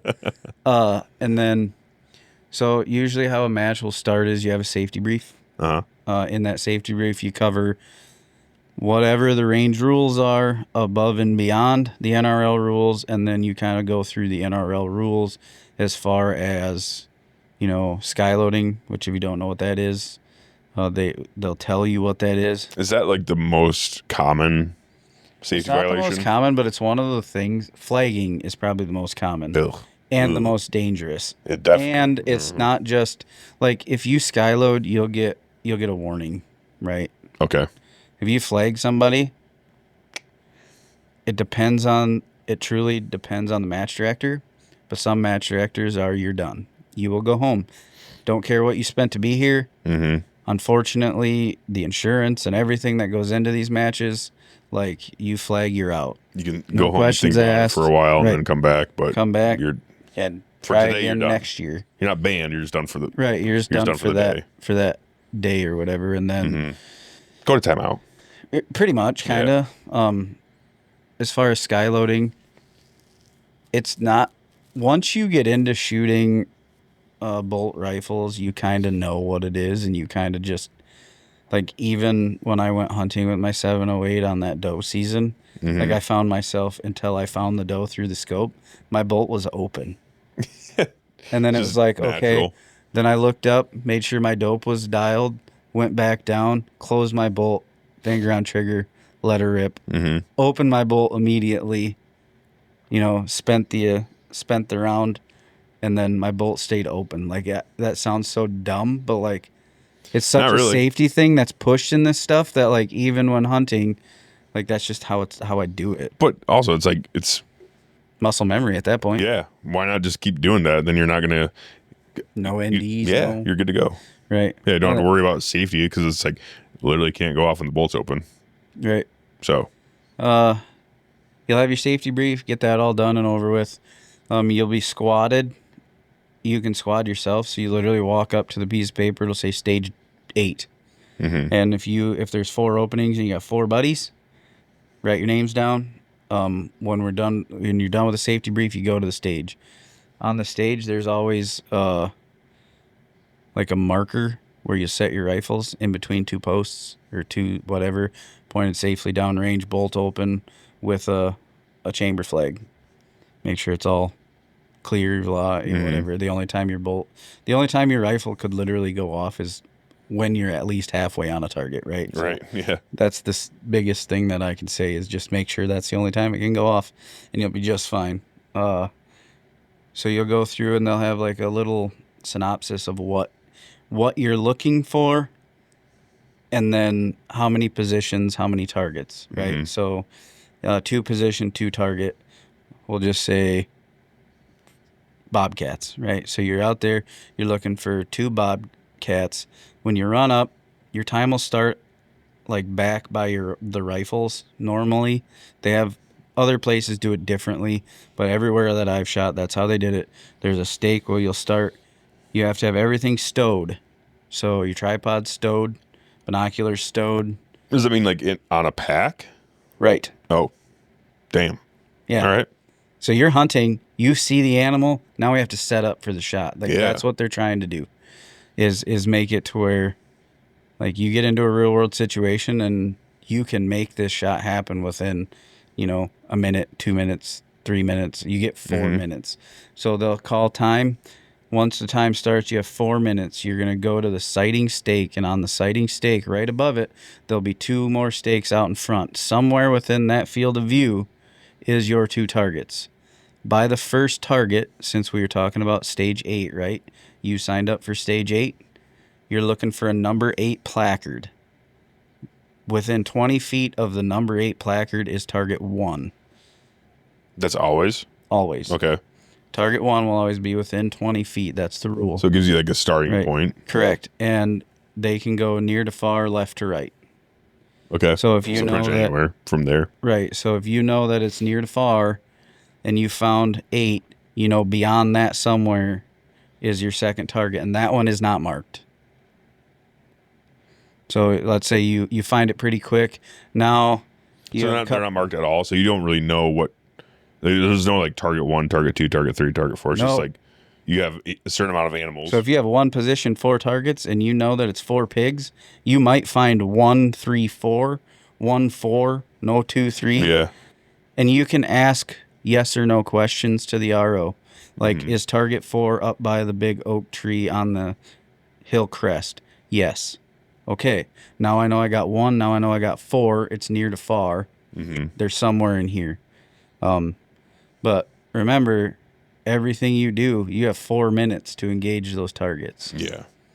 So you have to range them, remember the dope or write the dope down, get off the glass, get on the gun, find them again, and then take your shots. Which I will say, that is a skill in itself, going from glassing to gun glass to... I've gotten hemmed up like that so many different times. And the only time I've ever done something similar to this is when I went to the Loophole had a range day, or is actually like a range week, essentially weekend. But we did a bunch of stuff up there. They set up essentially like an NRL match deal, and it's the same thing that you're just explaining, Yep. But like, they're a huge sponsor. Oh, I bet.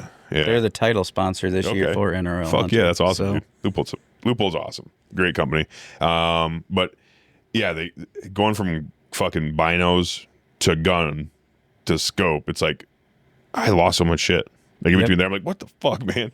It's hard, where dude. It's I think it's a different skill set. like the land nav courses that we've taken in our lives. Yeah. And being able to see like the stupid little detail that some people don't.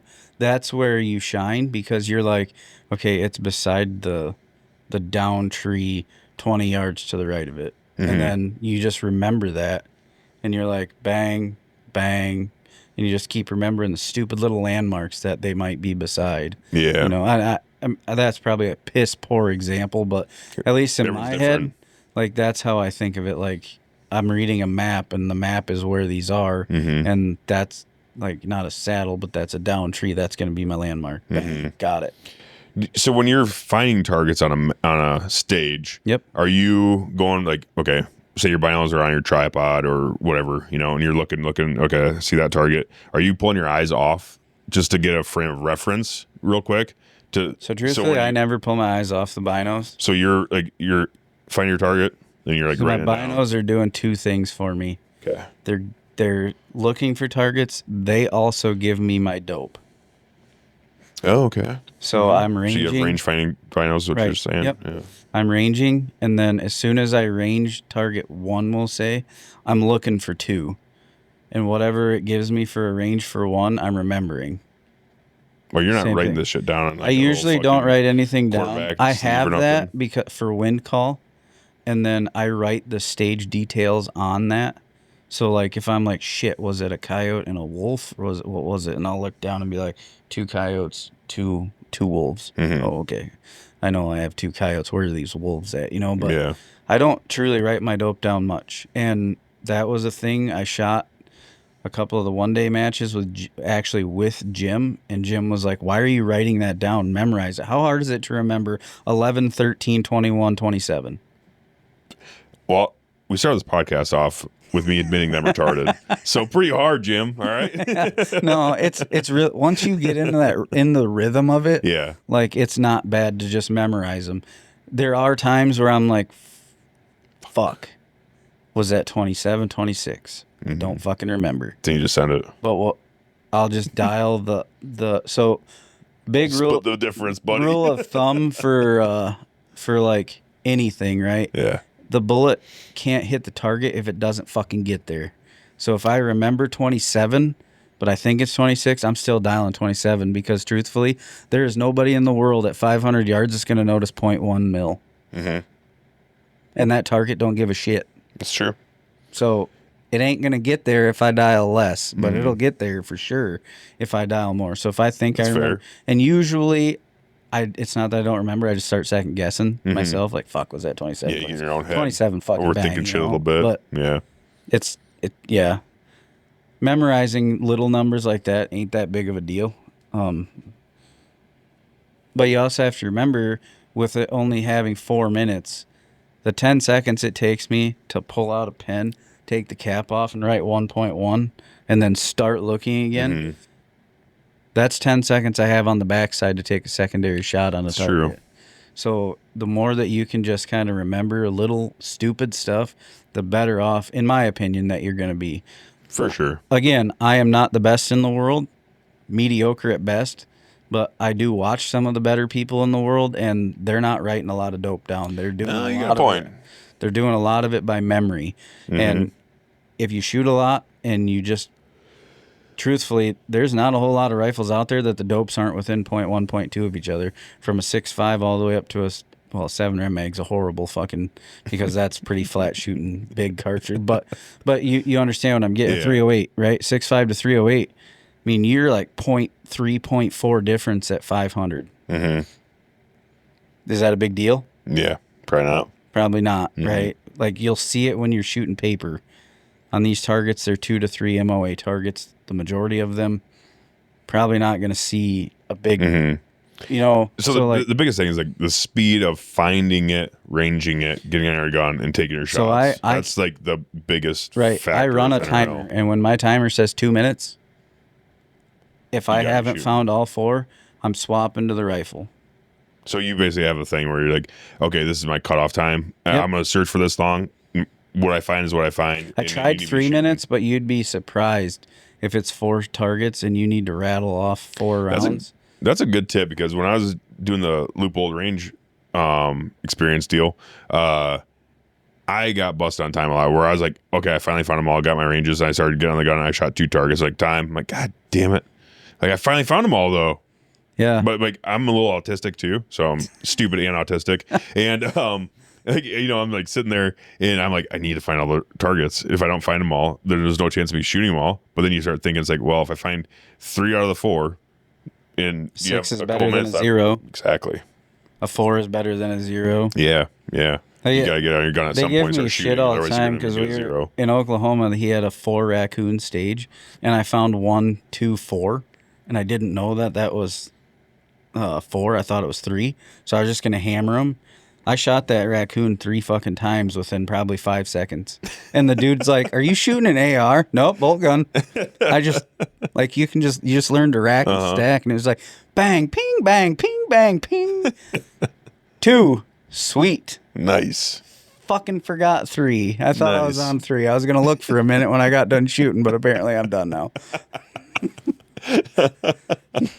But yeah, it's 4 minutes seems like a lifetime when you're waiting for something, but when you're on that 4 minutes, it flashes by, and like all of a sudden you're like, oh shit, I have 30 seconds. Yeah, dude. Like when you're sitting at McDonald's waiting for your food to come out and it's been 4 minutes, like, bitch, I'm hungry. Right. But when you're Fast food my ass. Yeah, this is fucking slow food, asshole. This is retarded. I might as well have just gone to the diner. Right. You know? But then when you're on your gun and you're trying to like do all that shit within 4 minutes, you're like, motherfucker. Is it always 4 minutes? Yes. Is that like the thing? NRL Hunter is 4 minutes. The only time it's not 4 minutes is if you're teams. So, like, if you and I went to do one and we're a team, you get 6 minutes, but you have to engage 8 times. Is it always 4 targets? There's always 4 shots. So it might be 1 target, 4 positions, 2 targets, 2 positions. Gotcha. Or so it's always 4 engagements. 1 position, 4 targets. Gotcha. The 1 position, 4 targets are the ones that, like, they'll fuck you up because you're remembering 4 different dopes, finding 4 different animals. If they're all the same animals, it really fucks with you too because you're, like I just said, 4 raccoons. It doesn't tell you 1 kneeling, 1 sitting, 1 in a tree. Right. 1, you know what I mean? It's like 4 raccoons. 1, 2, 4, but I thought it was 1, 2, 3. Like, it'll fuck with you that way. Shadowing. Match directors play all sorts of games to have fun, right? They want to have fun. They want to see you having fun. And if you went out there and you could find every single target every single time, how fun would that be? In fact, I'll tell you a story about Oklahoma. There was a wolf in a shadow, 200 yards. I didn't find it, but if you looked through the binos and you found the first target, 2 target, 2 position, you couldn't fucking miss it. But somehow you get so fixated on, it was a turkey with a vitals plate. You get so fixated on that turkey, you don't use the peripheral of the binoculars. So I was looking at 1,000 and in trying to find this wolf, and it was 10 yards to the left. Up slightly in a shadow. You know, and you're like after the stage, the RO, they'll show you where it's at just to kind of help you out or whatever. You're like, where the fuck is that? He goes, I don't know how you missed it. It's right. Like, look at the turkey and then use your peripheral. You fucking son assholes. of a bitch. You know? But they'll play those games. Like, they make it hunting. And that's, I think that's where you draw in so many guys that love to hunt is because you're hunting. That's what you're doing for 4 minutes. You're hunting and you're engaging. So not only are you getting the experience of the glassing animals, you get to pull the trigger. Yeah. 4 times per stage minimum. And you get to engage. And I think that's where I fell in love with it, truthfully. Like, you mean to tell me that I get to go hang out with my buddies and hunt for 8 hours the first day and probably 6 hours the second day, right? And then at night, just continue bullshitting with my buddies, through that Saturday night Sounds or Friday like hunt night. camp. It's a great fucking time. Yeah, sounds like deer camp, dude. Honestly, yeah. Now I'm thinking about it. Now like, that we run the show, right? Now that we're doing it, like now we can drink beer and do our it. Saturdays, but I don't very often, so. I sit there and drink. You shouldn't drink and shoot, by the way. I was just joking. No, after you're all done. During. No, fuck. Like shotgun a beer, then Hell find your targets. No, nope. Talking about insurance. No, it's not even that. It's just the safety we also issue. want to die. Insurance is one thing. Death is a whole other thing. Like, loss of life, not a good look on your matches and stuff. No. Not great. Nope. Plus, if they start finding beer cans all over the range, people are going to play stupid. Yeah, not good. No. So I'm sure the landlord would get mad, or landowner. Probably. Yeah. But anyways, you get to, I don't know. It's one of those things where it's like you said, hunt camp for 3 days, pretty much. Road trip, bullshit with like-minded individuals. Sounds great. It's phenomenal, and it's so much fun. Like, now we're doing this thing in Decorah, and it is a blast because we go there Saturdays and set up, and the families come. So sure. Like, Brittany and my youngest daughter, they're coming with me tomorrow, which is my birthday. We're spending my birthday working on the range. Nice. We're gonna Is your birthday tomorrow? Yeah. Oh, shit. Happy birthday, dude. Hey, thanks. You were born the day after America? Correct. Hell yeah. Can't get much more patriotic than that. Not really, dude. Fucking happy Independence Day and happy birthday. Right. That's awesome. Anyways. No, my 21st sucked because I was so hungover I didn't want to do anything from the 4th of July. Like, happy birthday, bitch, and start drinking. Like, son of a bitch. Right. I think I'm done. Well, I'm sober. I just finally can legally drink and I'm done. Yeah, like last time we went to set up, Brad and his wife and his kid were there and so was Scott, his girlfriend, and like it's just, we go there, we have fun. That's awesome, dude. Then we get all done for the day setting up and we grab our rifles and we get to have more fun And then we set the rifles down and we sit around a campfire and just bullshit. One of the guys that sponsored our targets, Andy, River City Rifle, custom rifles. If you want one, call him. No shit. Oh, yes. Mason? Nope. I don't know. It's River City. I just assumed. River City sounds like Mason because that's where we're close to, but he's out of Illinois. Ugh. His rifles are top notch. I'm not He's saying actually that. has the state of Illinois. He's got a barrel. He's doing a barreled action for me right now in 22 Creed for a new Coyote rifle. Damn, that's awesome. Ask him how much it's going to cost to get this to be a 35 Whalen. What is it? 30-06. What model? Oh, it's a motherfucking. Damn, I'm drawing a blank right now. Model what the 70? fuck is it? No, it's not. It's a Ruger. M77. There it is. Mark 1? Mark 2. I believe it's Mark 2. It's too far. No, it's a Ruger model. I'm 7. assuming it's a he'll Ruger probably be there. M77. I'm pretty sure it's Mark 2. But it's sick. I like it a lot. You caught me off guard, dude. You can't just like 204. pop quiz me on my guns. I have a 204 I'm an Ruger idiot. in that same rifle. You do? Yep. It sits in my safe. I bet I fired 100 rounds through it.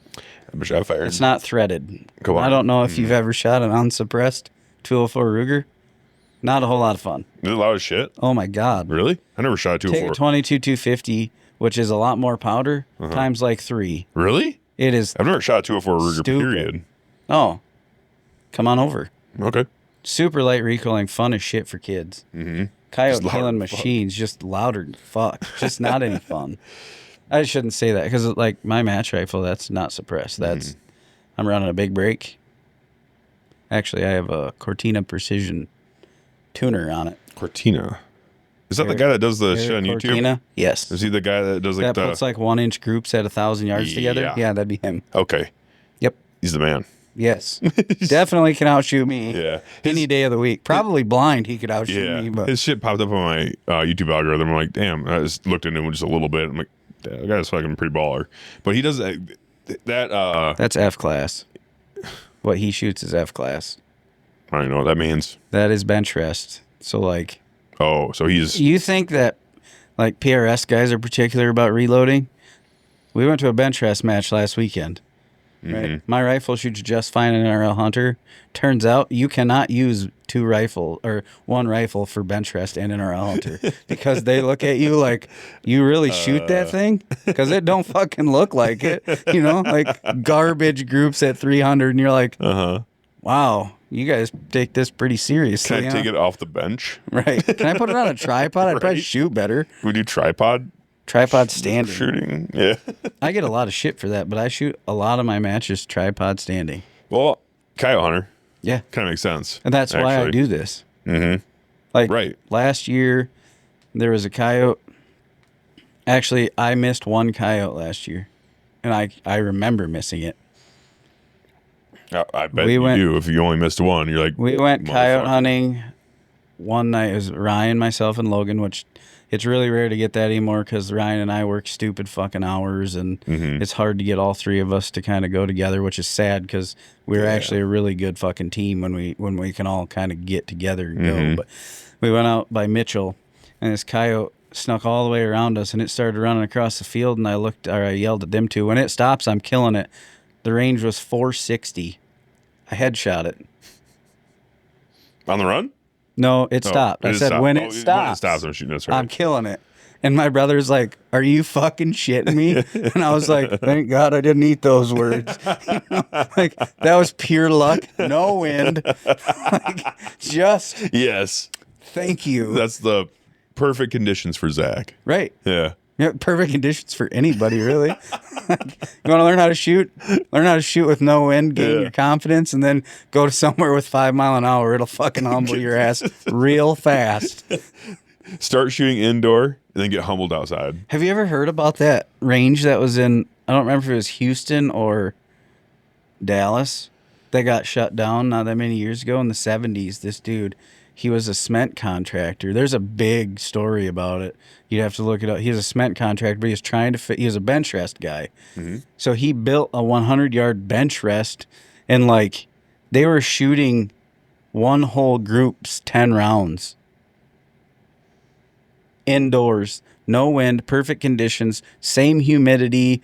They were loading in the same humidity, doing it's the amount of work that they went into to figure out how to shoot this one hole groups is insane. But like, if you're into shooting at all, find the story and read it. You got shut down? They shut it down. It was in city limits. Oh, come on. Right. It was inside. Right. I don't know the whole story. That's the whole point of it. I read the whole article and I was like, good to go. It probably just didn't have the right these dudes are fucking nuts. Was it like Fight Club? We're like, hey, we're gonna it was like hush hush. Nobody knew about it. Badass, and then those guys were going to these bench rest competitions and just fucking spanking everybody. But they had figured out like their load development and everything, how to hold the rifle for bench rest, and do all this. Like, it is a sweet little, like, I don't remember, it's a 2-page article that I read, or what. My buddy Scott actually sent it to me, and he's like, you got to read this. This will intrigue you. I started reading it, and I was like, dude, I thought I could nerd out pretty bad, but those fuckers were like straight up, whoa, calm down. Like, every night you're there loading differently to figure out how to do this, like that's a little weird. But yeah, look it up cool. sometime. I'll look that up. Yeah, it's pretty neat. So yeah, you get done with stages or whatever, you shoot your stage, you move to the next one, and then like all your buddies follow, or all of them are ahead of you. So you literally just stand around, bullshit. Like, I don't know, you're wearing a pack. So like I run an Eberl stock. I don't remember, Upranger or something like that. Okay. I don't remember what the fuck it's called, to be honest with you, but it's a hard back. You throw it on its back, and you can literally peel the front open. Like, the part that's on your back peels open, and it's got chambers inside. So I like have everything all organized in there. That's pretty sick. And then like my tripod, I use an OBI mount. So like it's stowed, but it's literally just hooked right here. So as soon as I drop to my knees, my tripod's tall enough, it pops out of the OBI, and I open it up, and I'm on glass in 5 seconds. No shit. But you can have your binos attached to your tripod already, ready Depends to go, on it depends on the match director. Oh. The match directors have a lot to do with how they want things to work, right? Which is fair. It's their match. It is, yeah. They can make the rules. So, that's what makes it fun, normally, I will have it, my binos are attached to the tripod right away, right when I'm running up, rifles in my right hand, and one of your hands has to be free. So, hi, how are you? Yeah, that's how I go about everything. And then once I get up there, I can be like, I can either go prone, which I'm a fat guy, so prone sucks. So normally it's sitting on my tripod. If you haven't noticed, my tripod gets the shit beat out of it. But the Warrior tripod, like, I've used it for 2.5 years, I think now, and it takes a beating. So with you personally, are you're glassing off your tripod, then shooting off the tripod? Shooting off my tripod. Are you just leaving your binos on there and just throwing a bag on top of it? No. Or you're taking them off? I take them off and I clip in just like I'm coyote hunting. Okay. Clip in for standing, sitting, kneeling. I don't kneel much. Scott actually shoots most of his sitting on a fucking stool with a cigarette hanging out of his mouth. I'm not even kidding. His matches? Oh, yeah. No shit. He'll light a cigarette right as he's running up there, right? And he'll be sitting there smoking.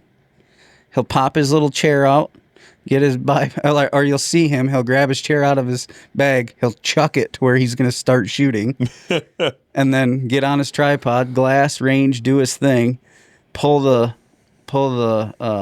binoculars off, set them on his bag, grab his rifle and his tripod, go to the seat, get it all stowed and set up, and then he'll just sit there like, bang, Just and you're like, impact. You're like, I don't know how you do that with smoke in your eyes. And like, I wouldn't be doing that, dude. I don't think I could do that. I couldn't. No, I don't Obviously, smoke anymore I don't either, smoke, so it doesn't matter. But when I did smoke, it was fucking hard enough, like working on things, like looking down, like, smoking my eyes. Ugh. Your eyes all watery and shit. Yeah, not fun. That's how he does it. And he's good. Damn. That's badass, though. It's pretty cool. It's kind of like the, what's that fucking golfer's name? The goofy one, Santa Claus. Yeah, that guy. Yeah, he just like drinks during the PGA. Yeah, what's the course record? And yeah, where's the first hole? What's the course record? Downs a Coors Light. Yeah, and fucking throws it. Then just goes and fucking traumas dudes in the PGA. Yeah, wears pajama pants. You know, it's like he's it amazes me like when you get. I don't even know how to say it, but like, I'm not a very calm person. if that makes any sense. Like, I get super excited. Oh, sure. Like, buck fever is absolutely horrendous with me, right? Yeah. Coyote fever is even worse just because, you know me, I fucking live to kill those mangy little bastards. But since I started shooting this, like, that's all gone. I don't know if it's the time. I don't know if it's just the pressure or what it is, but, like... It's probably the pressure, a lot of that. I can just, like, take my deep breath, put my crosshairs on, let her rip. Well, when you practice that much, when you're training that much, and you have that much time behind the gun and everything else, it just makes it, your confidence is like through the roof. We're like, okay, in real world situations, I'm pretty much ready for anything. I've seen it all. Right. So there's not much that can surprise you. Yeah, and I don't know. I guess if you're a hunter and you're like even 450 Bushmaster or 350 Legend, if you're on that side of the world, and this will still help you. Oh, for sure. There's a lot of carryover. You know, coyote hunters. I can't stress to you how many coyote hunters you see at these matches, and all they're doing is keeping their trigger finger happy until hunting comes back around. And I think it's also because with coyote hunters, you can use whatever you want. Yeah. So in places like Iowa, where you can't do that for deer hunting, a lot of deer hunters are very much like, yeah, I'll zero my rifle, a week before deer season, then go hunt. Coyote hunters are kind of, and you can do coyote hunt year round. So it's kind of like, they're a little bit more hardcore than deer hunters, I feel like, because you can do it more, you can do it all year round, and you can use whatever caliber. So it's like a lot more, what am I trying to say? A lot more fits into that mold. Yeah. Kind of. Yeah, there's more going into it, I feel like. In the state of Iowa, that Correct. is the rifle hunting. Yes. Right? That's where you can use your rifle. Whereas, you get to Wisconsin and whatever, like, there's a lot more deer rifles in that state because they can use them. Yep, or the South. The South is big on that. The South is huge rifles. Yeah. But yeah, here in Iowa. Shoot like 75 deer a day in the South. It's crazy. Yeah. Yeah. But, like, I don't know. I guess if you ever even thought about come out, come try it. It sounds like a Our blast. ranger, if you go on NRLHunter.org, there is one-day matches. They're called Hunter Games matches. There's a list of them there. It gives you emails for match directors or whatever. Wherever you're at, you can find a one-day match. But I would strongly recommend, if you hunt anything with a rifle, to go and give it a shot, because you're missing a lot. Yeah, for sure.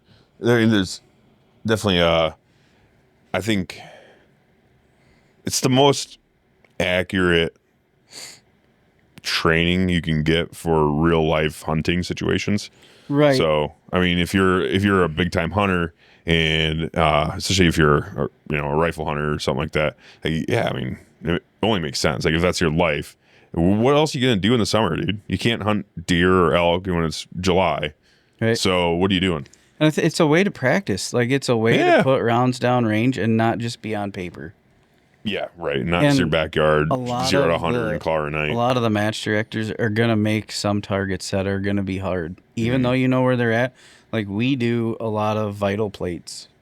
Because when we all three sat down before the last match, I said, it isn't going to do us any good for the hunter or the animal when we send somebody to South Dakota that could hit a full-size pronghorn at 500 and they have to hit it in the boiler room. It doesn't do us any good, and we're not doing them any justice, because South Dakota wind don't give a fuck. So we did two vital plates on pronghorn, just because I know there's going to be some guys that show up that's what they're going to do. Yeah, for sure. Hitting steel, I was like, full-size pronghorn steel, like, I don't know. You could you could throw a 5-year-old on prone at 500. Smacked him in the ass. Right. Okay, and it still counts. Yeah. But when you throw a vital plate up there, a little different. You have to hit where you're going to hit, And we did one facing you directly at like 420, and then one at 480 that was sideways and a 10-inch plate. And like, it was realistic to me. There was we got a lot. I shot my pronghorn at 77 yards frontal. Not a hard shot. I would say that's a offhand though. Oh yeah. Well, I had some sagebrush. I put my rifle on and like held the brush to kind of help. I'm trying to get around my fucking mic, but yeah, I had like this little twig. I'm like, okay, so I put my rifle on. That's weak. So I like just grabbed it. I didn't grab the barrel, but I grabbed it kind of like, kind of seed on that little branch. It helped a little bit, but it's 77 yards. So it's like, but I zeroed it at 200. So I'm like, oh, I got to aim a little bit lower. And I fucking just right in the neck. You can see it on the mountain. I'll show you when we get downstairs. Did it drop like a bad habit? 6.5 Creed. Right? Oh yeah. Oh yeah. Yeah. This is Precision Hunter. Bullet? Precision Hunter Hornady. Are they 140? 43. 143 ELDX. Yep. It just exploded. In his neck. Just done. Like when he dropped, I was like, okay, well, he's not running. And he fell. I mean, like, he's got to be dead. And then we walked up to him and stuff. I'm like, holy shit. Hell yeah. But, yeah, I mean, dropped like a sack of potatoes, dude. I hit him right in, like, kind of the base of the neck. Like, honestly, perfect shot because it went through and came out, like, because it basically went through, like, the top of all of his vitals, essentially. Yeah, it cut the airway, cut the artery for the brain. Yep, hit his... He was ruptured his spine and everything. He was done. Like, lights out, done. So ethical. Very ethical. And very minimal meat loss on an animal like that. A neck shot, yeah. Yeah. Did you eat him? Oh, yeah. Delicious, aren't they? Oh, dude.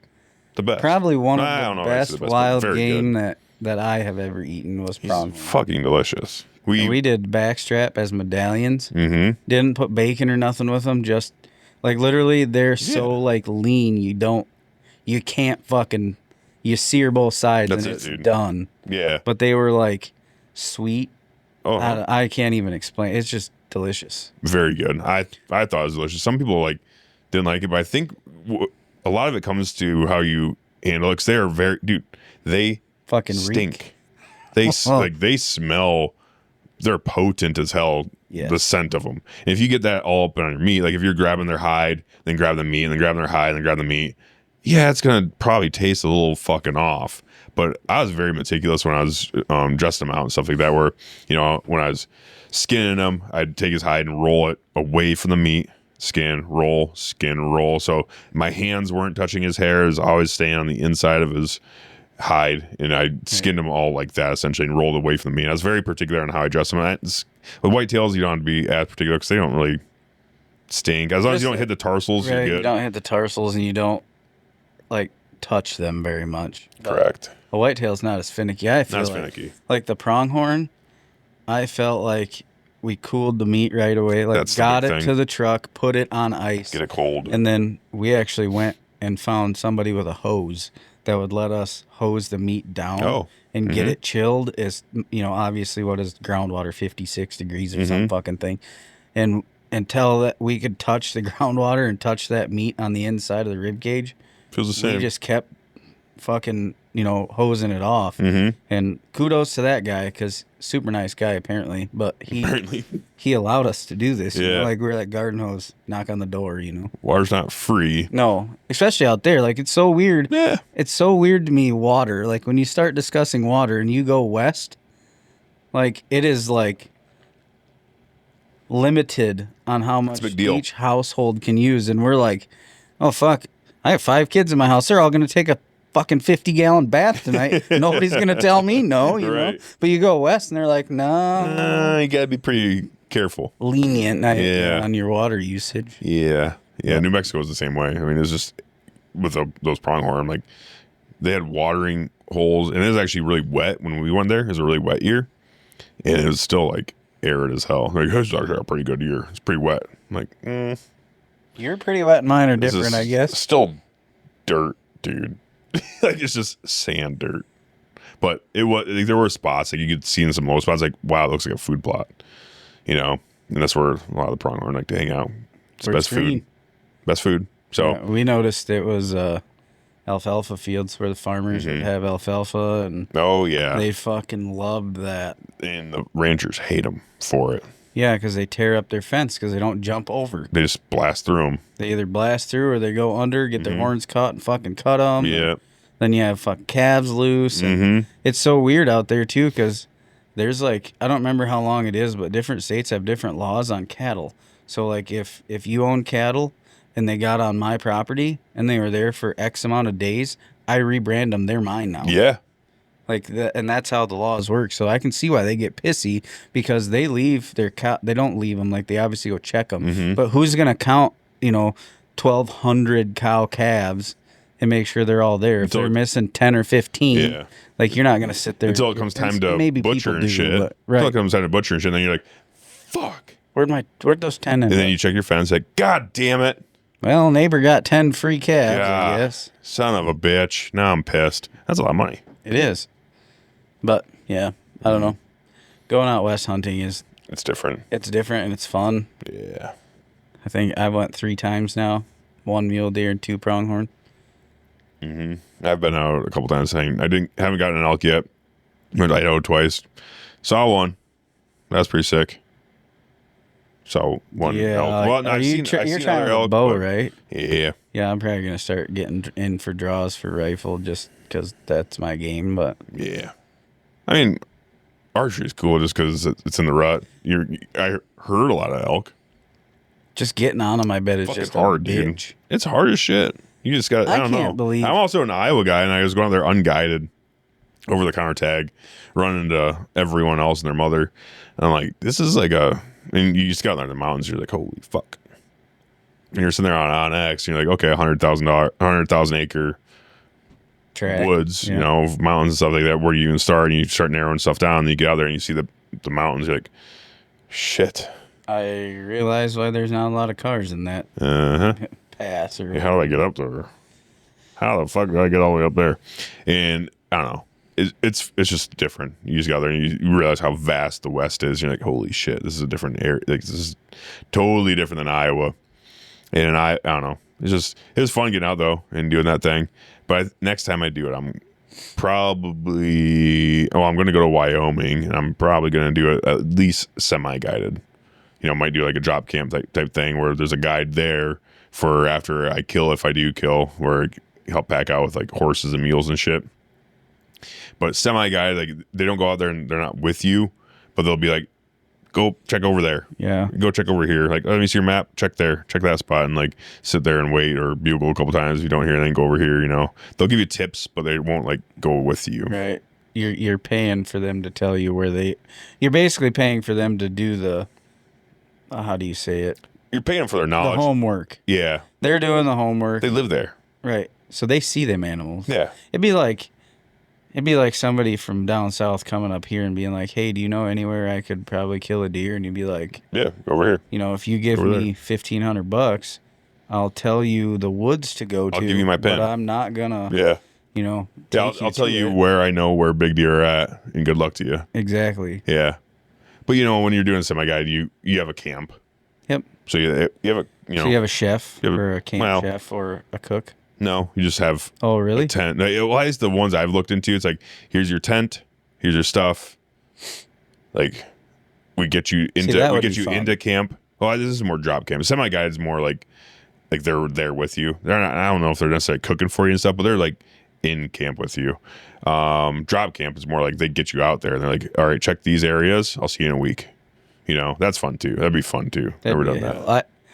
I think like a moose hunt in Alaska or a black bear hunt in British Columbia. That'd be sick. I think those two. So like my dream hunt is truly a coastal brown bear. Yeah.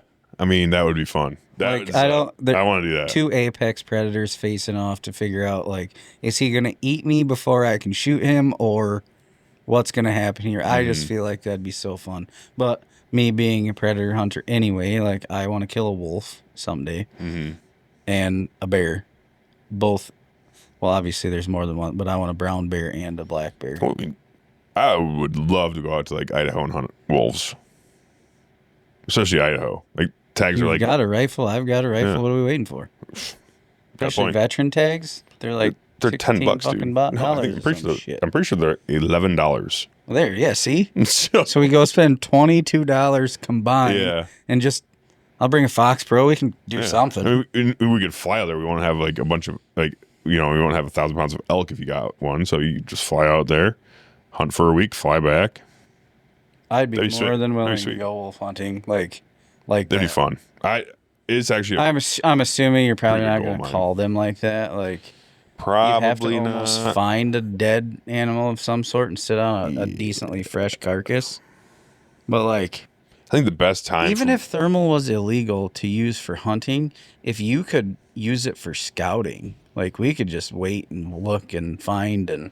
I think what I've heard from a lot of guys that wolf hunt out west, they'll get out in an area where, you know, if there's like, because with wolf hunting, you can hunt like pretty good units. They'll go out in an area where they know there's a lot of, you know, elk and mule deer and shit. And they'll just get out there in those areas. Then those, you know, at nighttime, you just stay up and you hear them howl and you just kind of like walk towards them in the night, essentially in that vicinity, and then wait till night or wait till morning. You just basically chase their howls essentially in the night, and then just get as close as you can for the morning and try to catch them, like heading back to their dens or something like that. Like, what are you gonna shoot a wolf with? Like, what caliber would you choose? If I was gonna build like a gun for wolves, Yeah, just wolves. I don't know, probably like a fucking 6mm Creedmoor, That little? like a 6 Creed. Yeah, I don't know. I don't think they're overly tough. I just don't want to come up on a wounded one because I know that they'll rip me apart. Yeah, Call me a little bitch. maybe 6.5 PRC. I think PRC would be the way, or like, Yeah. yeah. There's a whole lot of wildcat stuff out there, but Oh yeah, I would probably do some variant of a heavy, not a 7 PRC because that's a little overkill. might be a little excessive. But There's like is it I know guys that use like 6.57 300s. PRCW, so it's a 6.5 PRC case necked up to 7 mil. Hmm. Or if you still wanted to stick with the 6mm bullet, there is a company out there. I don't remember if it's Fierce Firearms, something like that. They're doing a 6 mil version of that, and they are pushing like 112s at 3,700. Jeez. That's fast as Screaming. fuck. That's fast as fuck, dude. There's videos on YouTube of them shooting pronghorn with it, and it's like it smacks them. I bet. Like, can you it does, imagine? Like dude. the drops are nil. Yeah. Well, and with I don't know, me personally with wolf, since you're not eating it necessarily, you're not worried about meat damage. So if you can get a screaming fast round, that's perfect. Because like coyote. when you're hunting like deer and stuff like that, I personally prefer slower cartridges because there's less meat damage and stuff. Like if you, that pronghorn I hit at 77 yards with a 6.5 Creedmoor. Little much, Dude, it is a little excessive. Like luckily I hit him in the neck, Right. and it did ruin the neck roast, which kind of sucks. But dude, the fucking internal damage on that thing was insane. And there's just the what do they call it? Like the blood. the blood staining. Yeah, like it was That's just the meat. it was so much. It just destroyed so much meat. Like Yeah. that, if I would have hit him the front shoulders, there wouldn't be. There's no point. The front half's done. You're done. You're taking the hams to back straps, and that's Yeah. it. So it's like those fast cartridges do a lot of blood spoiling immediately, just because there's so much trauma immediately because it's so fast. But you Hydrostatic shoot shock. yeah. So, but if you're shooting like a big slow bullet, you're gonna have very minimal meat damage. So Yeah, no, there's virtually none. and if you shoot with wolves and stuff, if you're gonna go out there and you want to save the hide and everything, like you can go out there and shoot like a pretty solid projectile, like shoot them with the fucking match, or something. That's something that's not gonna like blow out the backside, like blow a giant hole out the fucking other So a side. varmint bullet and a match bullet are very close. Yeah, just get something that's gonna get inside, and just Yeah, literally implode inside. yeah, Yeah. or something that's like really super solid that's just gonna like punch a hole through. Yeah, pinhole through. Yeah, you can't shoot. Obviously, like you can't shoot fucking FMJs. No, But that'd probably be frowned upon. But that would be well, like what you're talking. Some Yeah. bullet like a copper solid. yeah, something like a copper solid. So something like, I don't know if they even make them, but it's like, nah, you wouldn't want that. Never mind. I'm not gonna say it. But yeah, like something like it's like a really solid bull, like a Barnes maybe even. Yeah, TSX. Yeah, Or yeah. Something that's gonna go through and blast just a hole through it rather than like blowing out the backside. Or something that's just gonna get inside and just detonate. Like a VMAX or like a VMAX. Like if you're sticking to like a 6mm, I said it's small, but you're not wrong. That 6mm pushing pretty hard, like a 6 Creed at 3100 with a 108. They're gonna feel it. Oh yeah, and that bullet's not gonna leave. Like on a they'll die coyote, with an eyesight on for a sure. coyote size animal, the 108, way too much. Like way too much. Like it. The other side is not pretty. Oh, I shot a 6 Creed last year for a little while, or 2 years ago, whatever. Last year I shot a bolt action 22 250, but that I think on a wolf size animal, maybe a little more dense fur, a little more dense body mass. I think so. I think that you're on the right track. Truly, yeah. That 6.5 PRC would be sweet too, but bullet selection would be where you're limited on range with your 6 Creed, whereas you jump to the 6.5 PRC, your range is now extended. Sure. Exponentially, really. It really is. But then your bullet selection, are you going to choose, a long, heavy bullet with better BC, or are you going to shrink it down to, truthfully, you can push a 95 grain 6.5 bullet out of a PRC. They're fast, but now your range is right back to a 6 Creed. So what was the point of that? I don't know. Yeah, pretty much. I don't know. I guess it'd be I'd want some range on it. I'd want to be able to reach out there and touch them, because if I'm fucking hunting a wolf, I want to be like 300 plus, because his buddies are not far. No, yeah, no, I'd want to be kind of far. Like, that'd be one instance where it's like I would prefer them. Yeah, a little ways 400 away. Plus yards would be nice. Yeah, where you're with elk and stuff like that, would be awesome. To get within 300 would be awesome. I want to be able to be effective at 500-600 yards, just in case. But within 3 would be perfect. But with a wolf, like I wouldn't mind shooting one at like 750. That'd be fine. At least taking a poke at it. Yeah, that'd be fine. And it's so weird. You get to our flatlanders. That's what I call ourselves, because we're flatlanders. 100%. Shit. You get to Decorah, it's still not. It's still pretty flat compared to the west. And then you go out there and like. You try to shoot over a canyon, like, you don't read wind worth a flying fuck. And then the guys that shoot out there a lot, they come here and they're not used to like a straight. This wind. Is what wind is. Or here. So I think it's neat to see the way that the bullets, buck wind back and forth through them valleys, and the guys that are taking them shots across them valleys and being successful. They're fucking studs is what they are, because I'm like updraft here, downdraft there, left there. You're like, sure. The one thing I learned from like our snipers and stuff like that in Afghanistan, when they're shooting cross cannon, you're reading the mirage a lot. Like that's how you're getting your wind calls a lot of the time. Because especially if you're out in like an arid part or on top of a mountain and everything else, you're not going to get like a lot of grass to get a really good wind on them. So you're really trying your best to read mirage, and like that, and then you can really see the drafts and shit. Like the thermals. What do they do? They take their scopes quarter out. Huh? Do they take their scopes a quarter out? Like if it's a horrible mirage day, don't they take their scopes and they can take it like a quarter out of focus, and it'll start giving a slight mirage where you can get a slight readish. I don't remember that. Little trick, but sounds good. I could be completely wrong. I have no idea. But I wasn't a sniper, so I don't really know. Neither was I shot with them a few times and like talked with them, But I was never. I did carry the Barrett for one time because I'm a big dude, and they're like, "Can you carry it for us, please?" I'm like, "Oh, that and all my grenades, asshole." Okay, fine. I did. Throw it in. I did carry for a little bit. Do those break down? Barrett? Or is it just like this is what it is? If it did break down, I didn't break it down. I carried it. This is the way it was. Luckily, it wasn't super long. It wasn't like it wasn't a 26 kilometer fucking track. It was like a fairly short one, but we had to go up a pretty big, good sized mountain. That bitch is heavier than fuck, dude. That's I don't remember what those weigh naked, but 35 fucking pounds. I don't know. Yeah, fuck that. It's heavy. It's heavy. Yeah, I bitched in Sparta when they made us climb. It's like there's a pretty decent fucking hill there Like, it's all over by the river, right? But it's like, I don't know, it's probably, it's probably a quarter mile or better, but like, it was steep enough where you could touch the ground in front of you, you know, like fucking steep. Like, I got like 3/4 of the way up, and I'm like, dude, I'm too fat for this shit. Why Where's do I the like gator? this?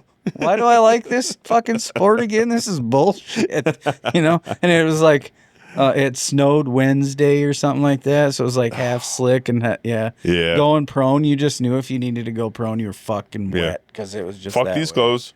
Right. Which, I guess I'm cold now. that's the other, like, most guys that come to these shoots, like, they're wearing what they wear to hunt, and I think that for is sure. fucking neat. That's the way to do it. I wear my cryptic pants with knee pads. I'm old. Fucking turn 37 tomorrow. I'm fucking old. Damn, dude. Right. Yeah. Oh, yeah. You're officially in your late 30s then. I know. Don't remind me. Damn. No, that's still mid, right? I got 2 more years. I don't think so. I think I just had this conversation with Charlie and Ashley last night where it's like, I think your mid 30s it's 4, 5, 6. Mm-hmm. Can't extend that to 7. I don't think so. Fuck. Dude. I tried, and Ashley's like, I don't know. I think that is the middle. I'm like, fuck. I'm like right in the edge of it now. I'm out of my early 30s now. I'm in my mid 30s. I remember those days. I wish I would have started. Those were the days, brother. I wish I would have started this game when I was in my 20s, but it wasn't really around. Like, NRL's a pretty new. NRL Hunter is a pretty new, like, last 5-6 years thing. Mm-hmm. Before that, it was almost like a PRS game. NRL was kind of like a PRS. I want to say the first time I heard about it was a few years ago. Yeah. Obviously, it's probably been around longer than that. We weren't aware of it in our area. Right. You know, but you said Jim C's been doing it for 10 years. He's been doing matches there for 10 years. Oh, not So necessarily it started with PRS. Oh, and then okay. he kind of evolved into, he still did a PRS match, like 2-day PRS match, a national match or whatever, however you want to look at it. And then it kind of went into where it was just once a year, but his main focus was the NRL stuff, NRL Hunter. Is he cool? Jim? Yeah. Yes. Why'd you hesitate? I've heard he can be a dick. He can be an asshole. I also see him on Facebook where he's like posting on these hunting. Yes. And he's like talking about, yep, 750, no problem. And they're like, everyone's like, you suck. He's like, bitch, if you knew what I could do, 750's easy. I watched him clean a stage without ranging a single target. Damn. He knows his shit. He's like, you think I can do it? And I was like, me and Scott were like, I don't know. Like, we're new to this. Like, I can't do it. I need a range and a dope. And he literally got up there, didn't range a single target, 4-target, 1-position stage, fucking cleaned it. On crows. Like, fucking crows. 3 inches wide, 6 inches tall. What are the distances on that? I think it started at like 280 and ended at 4 something. 420 probably or something like that. I can't remember. Huh. But that's a fucking cleaned it. And I was like, dude,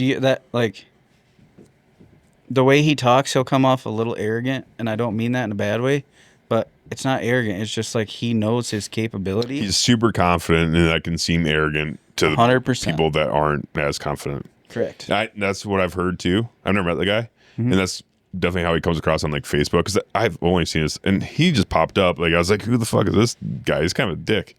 And then I talked to Landon Baker, and he's like, oh yeah, Jim, like, he's fine, he's cool, but yeah, he can come off basically the same way. And he said he's a great guy. He's like, yeah, great guy, but he definitely can come off strong. He has a very strong personality. Yeah. Not that that's a negative thing. Just like, you've got to kind of read him as he talks. Like, he might be being a smart ass and you think he's 100% serious. Kind of one of those people, you know? But at the end of the day, like, without Jim stepping up and telling us, like, if this is really something you want to do, here we are, here it is. Like, take it. I don't want to do this anymore, whatever. And as far as I know, like, he's even getting out of building rifles. What is he, like 90? How old is this guy? I think he's just ready for retirement, to be honest. He's ready to start chilling out. He's been doing this, shooting competitively and putting these matches on for so long that he said like he's just burnt out of it. Doesn't want to put them on anymore. I get it, though. He wants to enjoy it. Yeah, and you're not like getting rich off of it. Holy fuck, no, you're not. Like you're doing it for the love of the game, right? There's like you can make a little. It's not enough to support your family. It's not enough to even build one of the fucking rifles to do it. Yeah. Right? And I mean, talking. It's just enough. Even if we built one rifle throughout these 4 matches, we wouldn't have enough money to build it on the money. Wait, so you're telling me that Loophole being the title sponsor of NRL? So the one-day matches are 100% up to us. Oh. If that makes any sense. So like Travis and NRL, they allow us to put it on the website, but there's no prize table. There's no sponsors. So that's on you as the That's on us as a match director if we want to put them on. The 2-day match, there's a prize table, there's sponsors. And that comes from NRL. No, we have to reach out for the sponsors, but we get the NRL Hunter name, and then he, obviously sounds like CrossFit. Promote that shit for the day or for the weekend on his website. And like kudos to him, man. Like without all the people and all the support that we get, do you have to pay NRL to be NRL? Do you have to pay them? For the 1-day matches, no. For the 2-day match, yes. But as match director, do you pay them? Yes. Is that why? No, is that where? Only on the 2-day match they take a percentage. Okay. Of the entry fee. I was just gonna say, okay, so that's where the entry fees come from. But it's truthfully minimal. You set the entry fees? Yeah, we set the entry fee. We go off of what like the average is throughout the whole like you can go on there and see what it costs to get into the Prairie Stampede or the fucking shootout at Double R Ranch. You can see what it costs, and then we don't want to outprice anybody else, so we'll go right on average with them. And then what's the average cost for a 2-day match? 200 training match? No, it's for a 2-day match. For a 2-day match, 250. Okay. Probably average up to $300 depending on where you're going. Mm-hmm. That makes sense. I mean, yeah. But I can tell you're going to spend that $250, and I've never came off that prize table without something worth more. Oh, really? That will help me. So barrels, I've got a Bartline barrel and a Little Jaw barrel, both from shooting these matches and being mediocre. And both of them were like $450. I think the Bartline was $600 or whatever. Do you get to pick the chambering? Or is it just like... It's a blank. Oh, it's a blank. Yeah, so like Andy at River City, he is doing the chambering to 22 Creed on a 22 blank. Okay. I was going to say, I'm like, damn, what if you get something you don't really like? Yeah, no. It's most of them are blanks, so you can choose like... If you get to choose what blank you want, meaning like if I get a certificate from Bartline, I can choose a 6.5 blank and then in my head I'm like, all right, so I have 6.5 Creed, 6.5 by 47 Lapua, this, that, whatever 6.5 I want, and then just send it off to the gunsmith to chamber and cut the tenon thread and cut the barrel down to length, whatever length you want. Okay. Yeah, but I mean, just you get on there and tell me how much a Bartline barrel is. Like, just the barrel blank is $450 plus. And that's not a carbon fiber. That's just a stainless match barrel. So I paid for my entry fee at $300 or whatever it was. I got a $450 barrel that Bartline will send me. So, but they give away like whole ass rifles and shit too, don't they? Sometimes. Not so much just because it's a firearm. I've never seen where they give you a whole ass rifle. Oh, okay. Only on like a draw, and it was a special thing with last year at the grand finale. One of the ROs passed away beforehand, and they had supported Jim throughout pretty much the 10 years that he had been doing it. So he had a rifle put together, like top quality parts. Like you're talking... I don't know what the rifle was worth, but it was upwards of $5,000 just for the rifle, no glass, right? Damn. And he gave that away. And the coolest part about that was a fucking kid won it. Oh, nice. So, like, you're sitting up there, this older gentleman had passed, you know, it's heartbreaking, but because he passed, this rifle was given to a child. That's pretty to kind of badass. take and love the sport, you know? So, like, I thought it was cool as shit. Like, Yeah, I'm sure there were some adults that were like, oh, fucking kid got it, you know? Dumbass kid. Like, and I'm just He like, didn't pay his entry fee. His dad did. That's cool. You know, take awesome. it, use it, like learn this. Well, it's like a passing the torch situation. That's cool. What I thought it was kind of like. Yeah. You know, like he was looking down, like, I don't know if you're godly or whatever, but it was almost like he was looking down, like, no, you're going to pick the kid's name so he can continue this on for another 40 years or whatever. Right. So, yeah, I thought it was neat. No, that's awesome. That's really cool. I think Landon told me one time he got like a suppressor in one of the matches. Yeah, there's suppressors on the table. There's whole reloading packages on the table. A lot of the big prizes are like Leupold Mark 6s, Mark 5s. That's a lot cheaper. That's a lot more expensive than $300. Right, yeah. So, like, you getting them top 5s, you know, overall finish, and, like, you're leaving there with a couple $1,000. Easy. Yeah, dude, Leupold's, they found their niche, you know, and that's the hunting community. Yep. And they go whole hog on their support, dude. They really do. They do. Like, they're partners with Working Class Boner Podcast. They're fucking awesome, dude. I can't say they don't. I've actually seen really work one with them mess personally, up. but they work. They're one Leupold scope, and it happens to be Scott's. Oh, jeez. And the only thing I will say is that the glass quality, like, second to none. For the price, right? So correct. You take a Vortex or another brand, price to price, the glass quality of that Leupold is like top notch. For sure, 100%. So his problem was it would lose 0, and he thought maybe it was like scope rings or something, so he swapped rings and just did a whole bunch of testing. Actually, the last match we were shooting together, he was like not hitting anything. He couldn't figure it out, and finally I was like, well, put your scope on 0. Your turrets, if they don't 0, your holdovers in the scope don't change. So he was holding over and he was hitting, so the turrets actually quit being super precise clicks. They were going and doing whatever. Now he sent it to Leupold. Leupold did contact him back and said like 6 weeks, and obviously when you are in a position like we are and match directing and like shooting a match every month, 6 weeks is a long time, which kind of angered him, but he got a hold of him and told him what the situation was, and they're turning and burning. He got a shipping notice a week later that said on its way back. So that is one of the things, that sucks, but it's every product, like, it don't matter.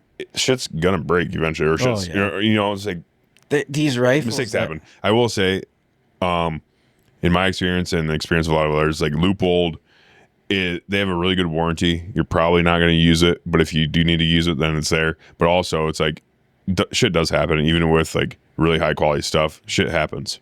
It's just kind of the way it is. But it's going to happen less when you buy like a Leupold as opposed to if you buy like, I don't like throwing companies on the bus, but it's like a Tasco. 100%. Yes. You know, like you're probably. The chance of you getting a lemon Tasco are pretty high compared to getting a Leupold. Tasco on a rifle to do what we're doing, you know? So, like, on a fucking, so when you do that, and you're gun. like, oh my God, my Leupold decided to take a shit. Well, look at the matches that we've ran in rain, we've ran in snow, we've done climbed hills, dude, you know, it's done. We carried them in Afghanistan, like the snipers did. And it's like, we literally trust our lives with them. I've seen them take tumbles before. They hold up, but shit does happen. Yeah, it is what it is. It's still a piece of equipment that's gonna break eventually, you know. But they are fucking rugged as shit. And but like it's the same thing too. It's like you go with a Swarovski. They still break. But they're fucking. I think like. I don't know. He just spending that much money for glass, just like holy fuck. Yeah, they're fucking awesome. They are rugged as shit. I will say, I think Swarovskis they are tough.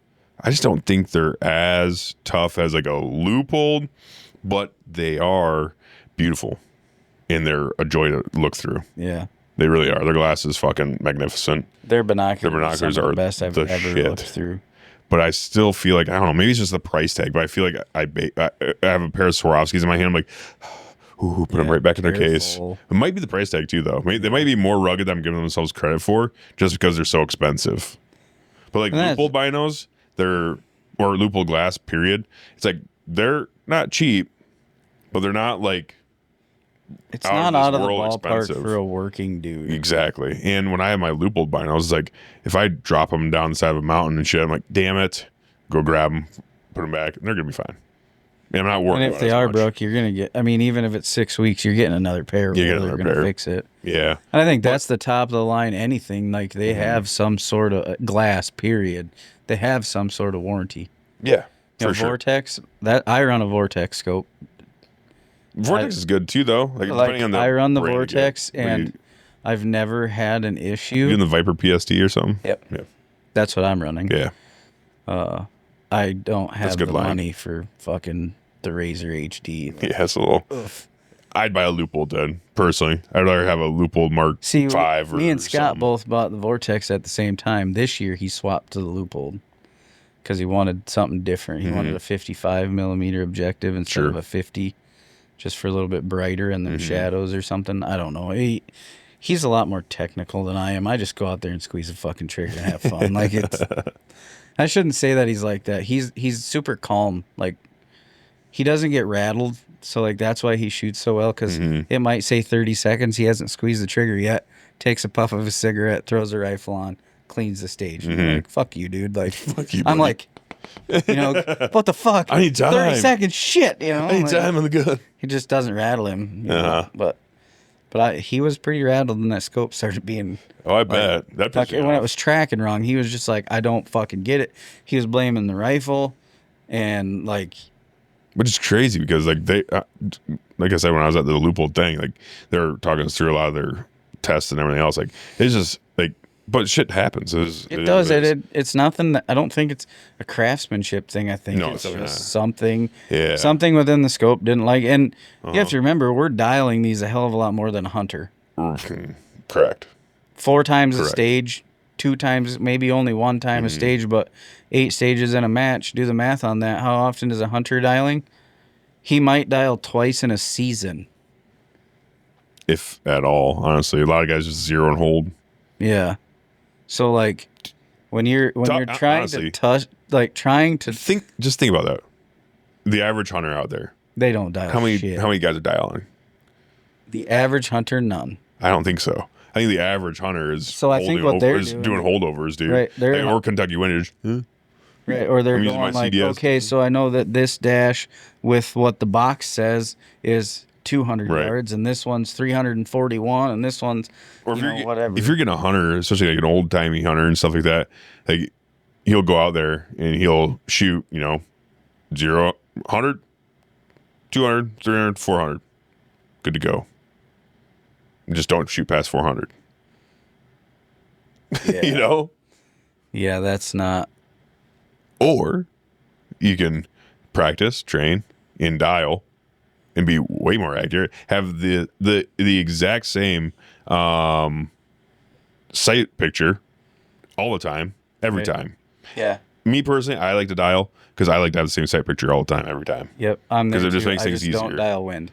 I only do holdovers if it's like, fuck, I gotta shoot this thing again. Like if I shoot it and let's say let's say this happened on an animal. I shoot it, and I'm like, fuck, a little far back, and it runs off a little ways. Say it jogs off, 50, 75 yards. I'm holding over. I'm just going to put another one in them as fast as possible just to just keep hitting them, So that's that situation. First round shots, though, I'm dialing. If I have time, it's call and collect it, everything's fine, I'm dialing. Yep. I dial everything, and then I hold over very rarely, but I hold wind. Well, I hold wind. Yeah, I don't dial wind. I've seen too many people fuck up and never take, because like you look up, and when you look up, if it's not on 0, you're like fuck, and you take it to 0. Yep. I never look on the right side. As a right-handed shooter, I'm never on the right side of my rifle. I've personally seen too many guys fuck up on dialing for wind.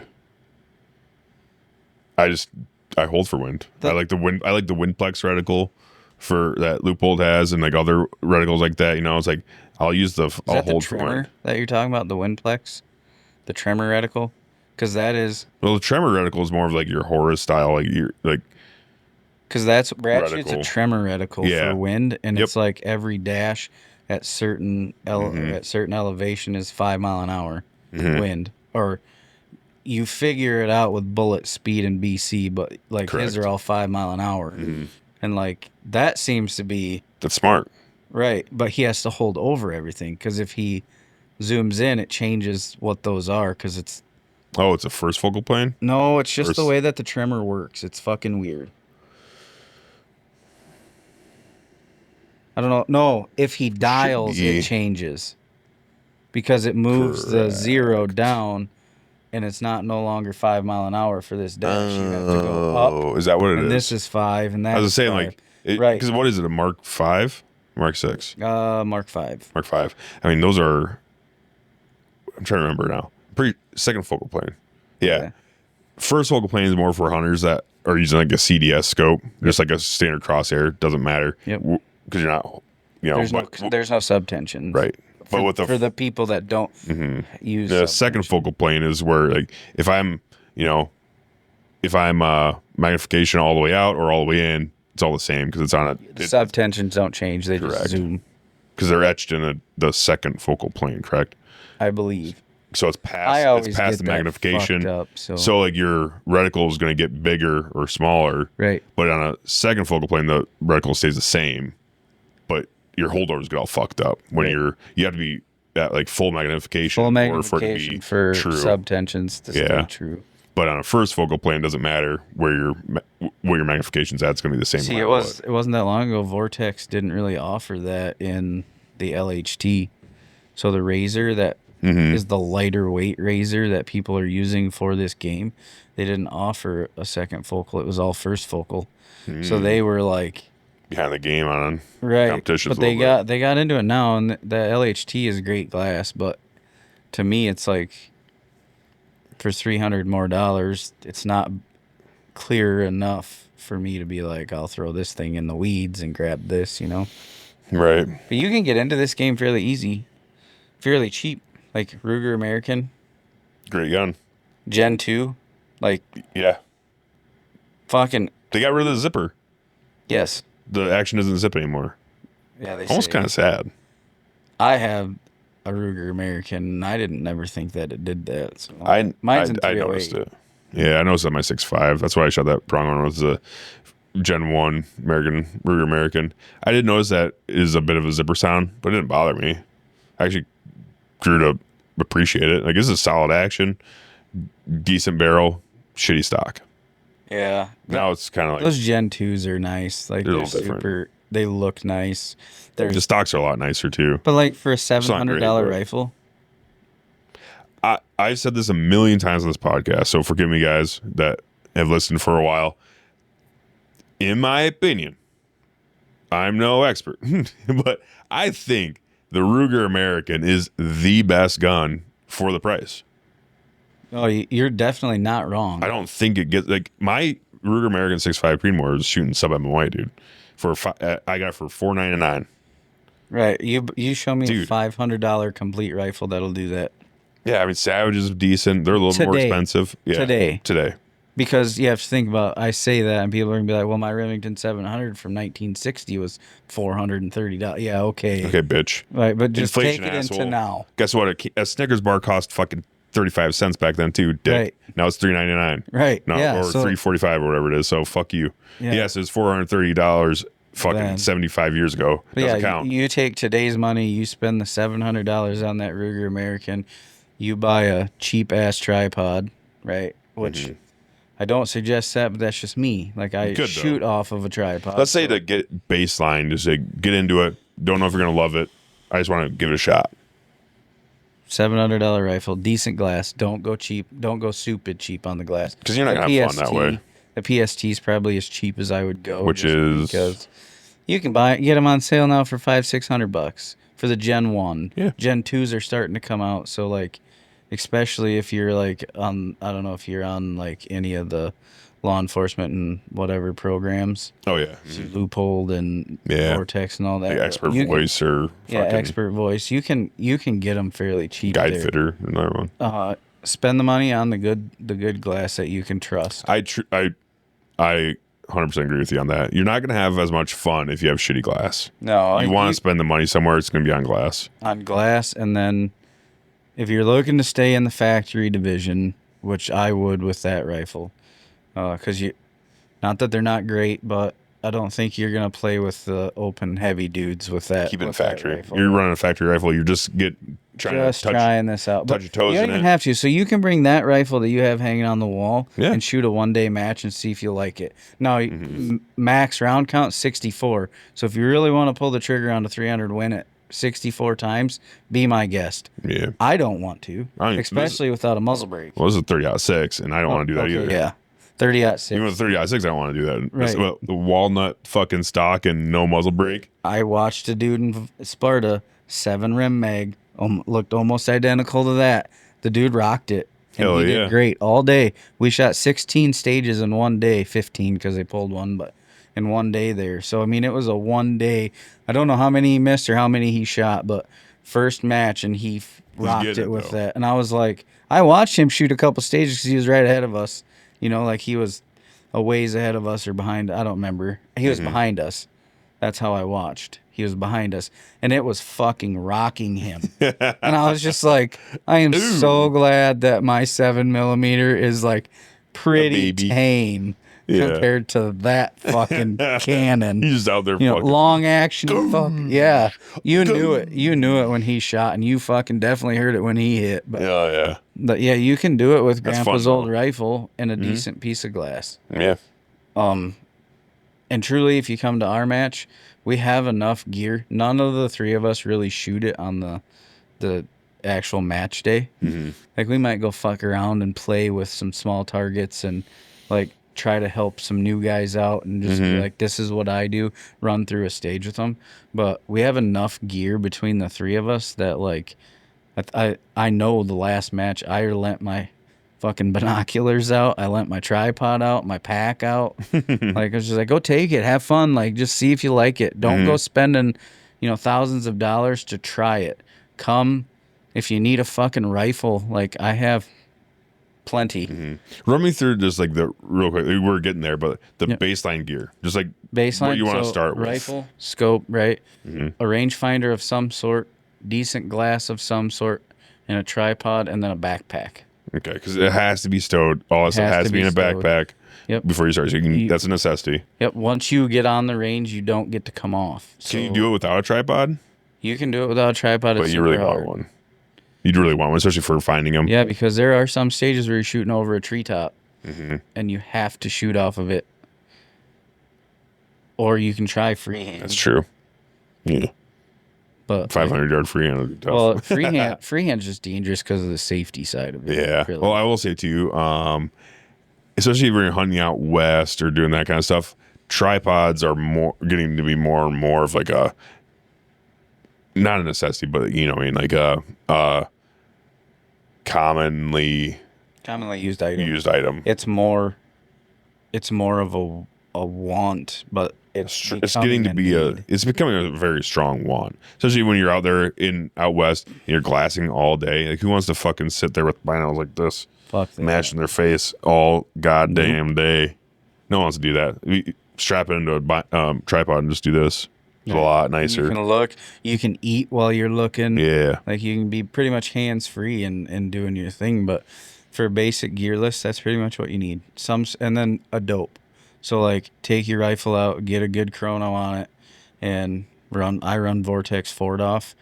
It's close-ish. Obviously, at the beginning, you heard me say that we waterline and true RBC and get all as precise as we can for the game, right? But that's pretty much it. Like, you could just come have fun. Nice. I like that. And if you don't want to be timed at a 1-day match, like, just come have fun. There's also a skills division in a 2-day match. It's half the price. You don't have to have a rifle that meets the criteria. Is that just like a... That's for come funsies? try this. Okay. Gas guns run that a lot because it's hard to get a gas gun under 16 pounds, believe it or not. Really? They're just a lot more bulky. It makes sense, I guess. Honestly, there's a lot more going on there. Right. It does kind of make sense, actually. Yeah, so I just never really think about my AR weighing more than 16 pounds, I guess. Yeah, but I'm talking like AR. Well, they're using 308s and shit, probably more than anything. AR-10s. There's one guy who shoots a 7 SOM in what? AR-10. Yeah. Golly. Yeah. If I was going to run a gas gun, I'd be probably running a 6.5. AR-10, yeah.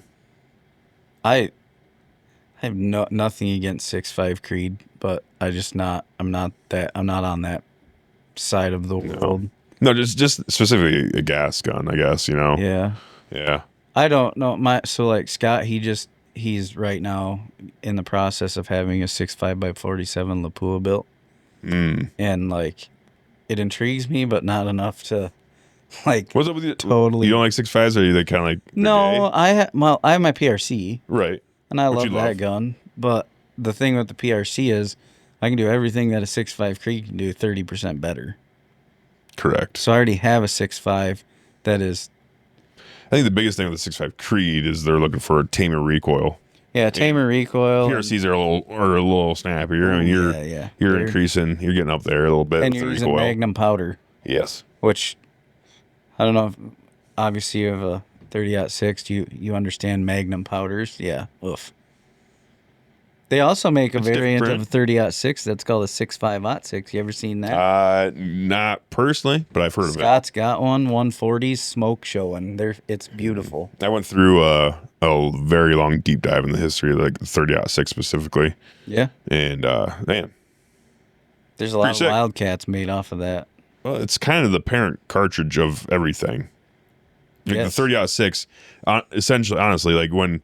I'll just go through it real quick, I guess. But when we went from black powder to smokeless powder, it was 4570 black powder, and then 3040 Krag smokeless, and they're like, this is gay.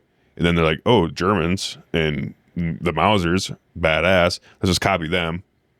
30-06 was born when we came out with the Springfield 1903, essentially. So that's essentially the 30-06 is essentially the granddaddy of all smokeless cartridges in America, essentially. And instead of using a gay 7mm Mauser, where it's 30-06, 30 caliber, we're gonna America, 30 cal, America, bigger holes. Yeah, we like that. We're Americans.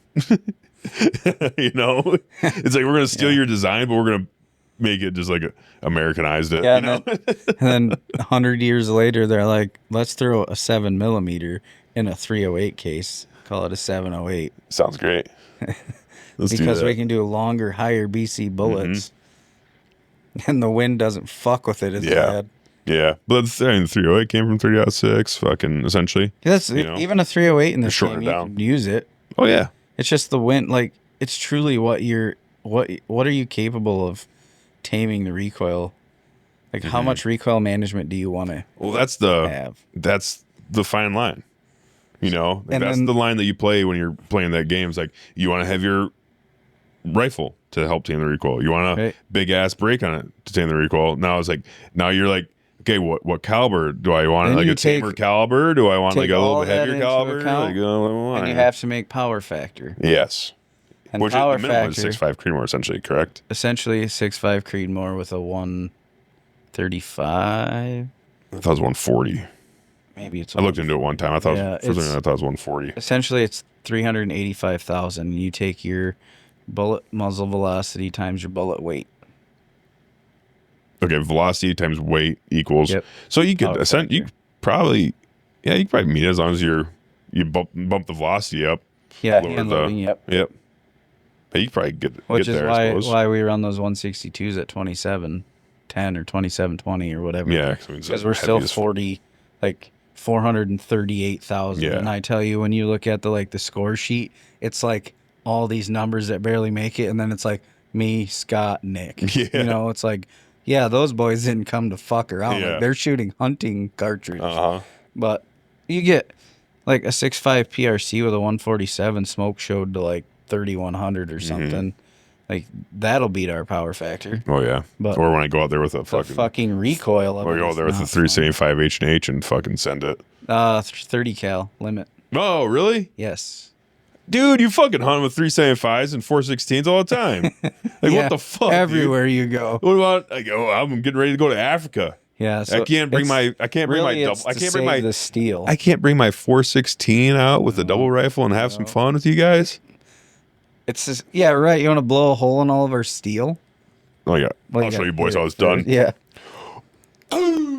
What's it? Dukes of Hazzard, where he's like, "These are them new whammy shells." Oh yeah, That's what a 416 is. right? No shit. Blow a hole through anything.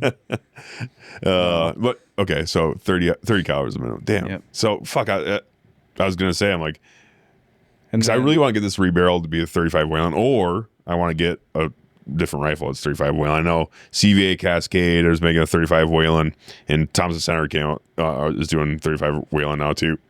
It's getting more popular, but truthfully, your best bet, and this is just me. you can't do that in NRL now. No, 30, not 35 Wayland. That's what I'm saying. You guys fucking But- it kind of sucks. Yeah, but if you're looking for 35 Wayland for the hunting aspect in Iowa, I would go to gun shows and find like an old ratted out Remington 700 and tried. barrel it. Can't find them. Dude, they're hard to find when you Even do a find Model them. It's 70 like, yeah. or Well, anything, any bolt action rifle what you the can fuck? get. Why can't people? What's up with the Ruger M77s? That god dang, like, is it? It's a Mauser style action. There's Yeah. a fucking son of a bitch to rebarrel, I guess. Are they? Is that I don't what know. the thing is? Just nobody ever does. I don't That's know. what I've talked to a couple different people, and they're like, well, if it's a Remington 700, then I probably could be a little 700. easier. It's just like it's But I'm like, the damn, dude. proprietary side of life, right? Every manufacturer is building custom actions, is building it off a Remington 700 footprint. Right. because But I the parts specifically are got all this there. because it is a Mauser style action. I like the control around feet. I wanted a 35 Whalen. And then everyone's like, we either A, don't do them, or B, it's like, well, okay, yeah, for $1,200 I'll rebarrel. And it's like, get fucked, buddy. That's a lot of money. Boy, you'd almost have to find $1,200 a seems like a 35 cal blank. Makes sense? No, huh? fuck no, you buy a whole rifle. That's what I'm saying, dude. I'm like, I'll go buy a $800 Why CBA a Cascade. 35 thing. Wayland, not a 358 Winchester? That be cool too. 35 Wayland's a little bit, I think, Is a long ballistically action. better. Yeah. Than the 358 Winchester. Man, honestly, the 35 Wayland beats the 30-06, and they're like out to like a 300. couple hundred. I think it's like 300 actually beats the 30-06 in, And ballistics the bullets and are so everything fucking else. huge that they're just like, bleh. Yeah, then it's just like, then it peters out. Yeah. It's like kind of like a big guy, Go You better really watch fast your on fucking them ass. Like if long we're legs. gonna get in a fight, you better watch your ass for about 35 to 40 seconds. Yeah. And then you I'm can like, handle that, then you're good. yeah, right. But if you can't, then I'm gonna give you a ride for a little bit. I guess I don't know. I don't know what the cartridges are like exactly when it comes to Iowa deer season. This will be the 35 first time in 35, 3 years that I 350. touched my 350 Legend Yeah, because we're gonna stand hunt where I deer hunt. yeah. So I was not straight wall only anymore. So it can be 357 and larger. Or something Yeah. like that. mm-hmm. So really, Actually, it's 350 and 500. really, if you wanted to get tactical, a 416 Barrett and a 50 cal Barrett, both 100%. Legal. are legal, which is 416 Rigby. absolutely fucking stupid in my opinion, because Crazy. because 375 you're like, Shaytac. oh, by the way, you can't shoot your 30 cal because it's too flat and it'll carry. But please take your Barrett 50 cal out there and shoot a deer, even though that'll go through the deer and bounce for 3 fucking miles down the road. Right. Or a 375 Shaytac. That's fine. Like, what? I wish that there Shooting was lawn somebody darts in at the deer, DNR that was like, who the fuck made these rules? I think they looked at it more or less like, okay, we want to make it simpler, so let's just make it a caliber restriction and essentially like the average person. They might have an outlier here that's going to get 375 Shea Tech or Barrett 50 cal, but the vast majority of guys are looking at like 35 Whalen, 358 Winchester, something like that. It's like, that makes more sense, and I get where they're coming from. But yeah, you can have the asshole that looks at it, it's like, well, okay, I'm going to use my 375 Shea Tech and fucking shoot them from a mile and a half away with a lawn dart. Yeah. And then Sure, absolutely floor them. And just fucking demolish everything. Yeah. Like, you could do that, sure. But that's not the norm. It's going to be the outlier. And it's not going to be that big of a deal if the outlier does that, I guess. Blackout. No. No, that's 330. Yeah. Damn. Neat. 35 Whalen. 375 H&H. 350 Legend's pretty much the smallest. Legend. Or like the least ballistically that you could probably use. Yeah. Yeah. I can remember when that whole thing occurred, right? Like, they were like, oh, by the way, 350 Legend, 450, but you can use these straight walls. Yep. And I was like, a little 9mm bullet. I just don't know if I trust that, So I just kept shooting the old fucking 12 gauge. Yeah. Because when you hit something with a lead pumpkin, it dies. Yeah. Like, you can gut shoot them and they're going to fucking fall. Yeah. And you don't want to, but you could. Right. I'm not saying, I've seen it happen. Yeah. Like, you hit just right behind the rib cage and you literally explode the belly, the liver. There's shrapnel fucking everywhere. Yeah. And the lead balloon leaves the other side, or lead pumpkin doesn't give a shit.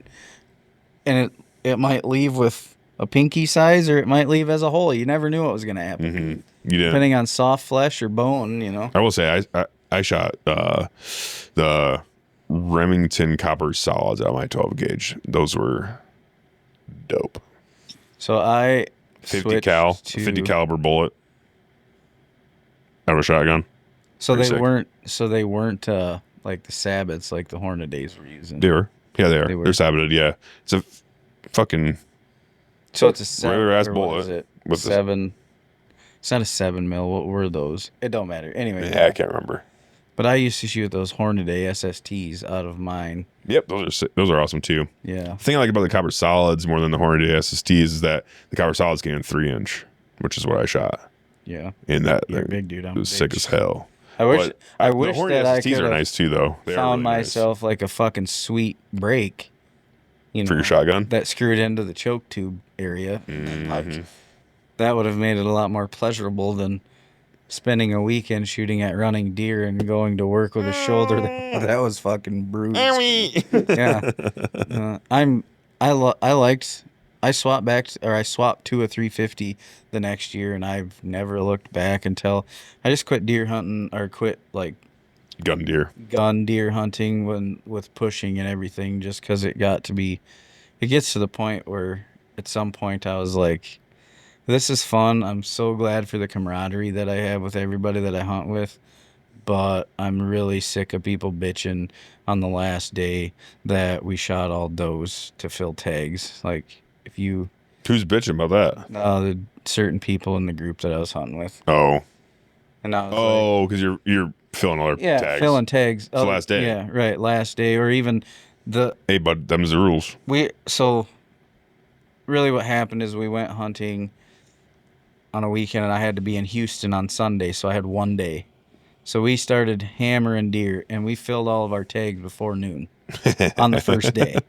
Like, we were fucking slaughtering deer. Jeez. So... get all done, and one of the guys is like, well, this is stupid. What am I supposed to do for the next 3 days of weekends? I'm like, what? And he just kept bitching and kept bitching and kept bitching. I was like, you know what, I'm done.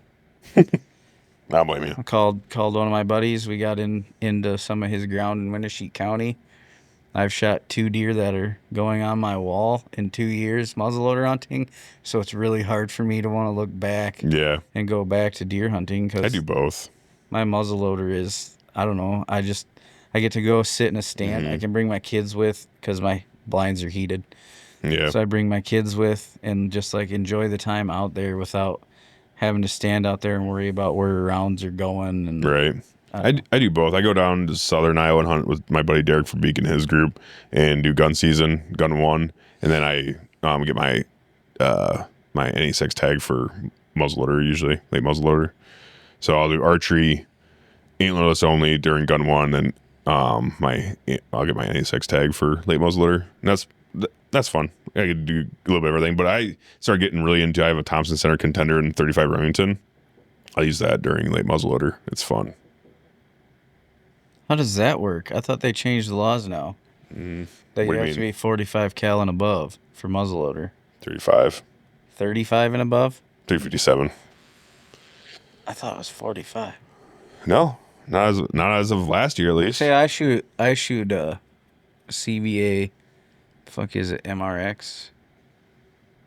Oh yeah. Which is not a smokeless. No. But and then Blackhorn 209. That's sick. I literally had dopes out to 500 with it. Yeah. And I was shooting like high BC.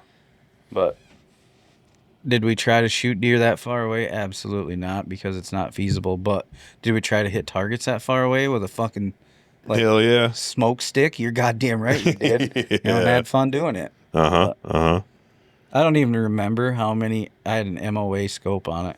I don't remember how many MOA 500 was, but you'd shit your pants. Like, I'm pretty sure we had to max the scope, which I believe was like 24 or something, and then hold more. Nice. To get to 500. Like, that's it was sick, though. Insane. But yeah, it's a lot of fun. Yeah, it is fun. I just don't think those bullets would carry the energy that you need. I don't think so. And then those high BC bullets, what I found, so the buck I shot that Matt has, that he's mounting for me or whatever. So I shot that, and it was 100 yards, 99 if you wanted me to get super technical, but 99 yards. I shot it. The bullet literally zipped right through, and then he went like 30 yards and died. Thankfully, I caught the top of the heart. Yeah. And he didn't have to go far. I'm sorry, what kind of bullets were they again? They're like the high ballistic coefficient. I don't remember what they're called. Were they the Hornaday. Powerbelt ones? No, they're the Hornaday ones. The Hornaday ones. Yeah, now I shoot the Hornaday. I'd have to look it up. I don't remember. I don't play around with my muzzleloader very often, right? Because I have other things going on in life. But those Powerbelt, they have some long range power the belts. ELR. Yeah, they have those, but they were basically the same design. I was super not impressed with how they expanded, because I don't think it did. I'm pretty sure it just ripped right through. I switched to these Hornaday 295 grain SST or something like that. They're higher BC, but they're not like the long range bullet. I shot my deer this year at 107. The bullet didn't exit. I've heard that a lot with the SSTs, honestly. Like, it put all the energy into that deer. Which makes sense. I mean, they're pretty frangible bullets. Like, it was a lot of Hornady bullets are. The blood trail with a muzzleloader is always nil. It Very sucks. Bad. I haven't really had good luck getting a blood trail, but I've also, with that SST bullet, like, I didn't need one. Yeah, just like... It didn't thump him down. Like, it didn't put him down. It was kind of a little rear. It caught one lung and then destroyed the liver and everything behind there, and it didn't exit.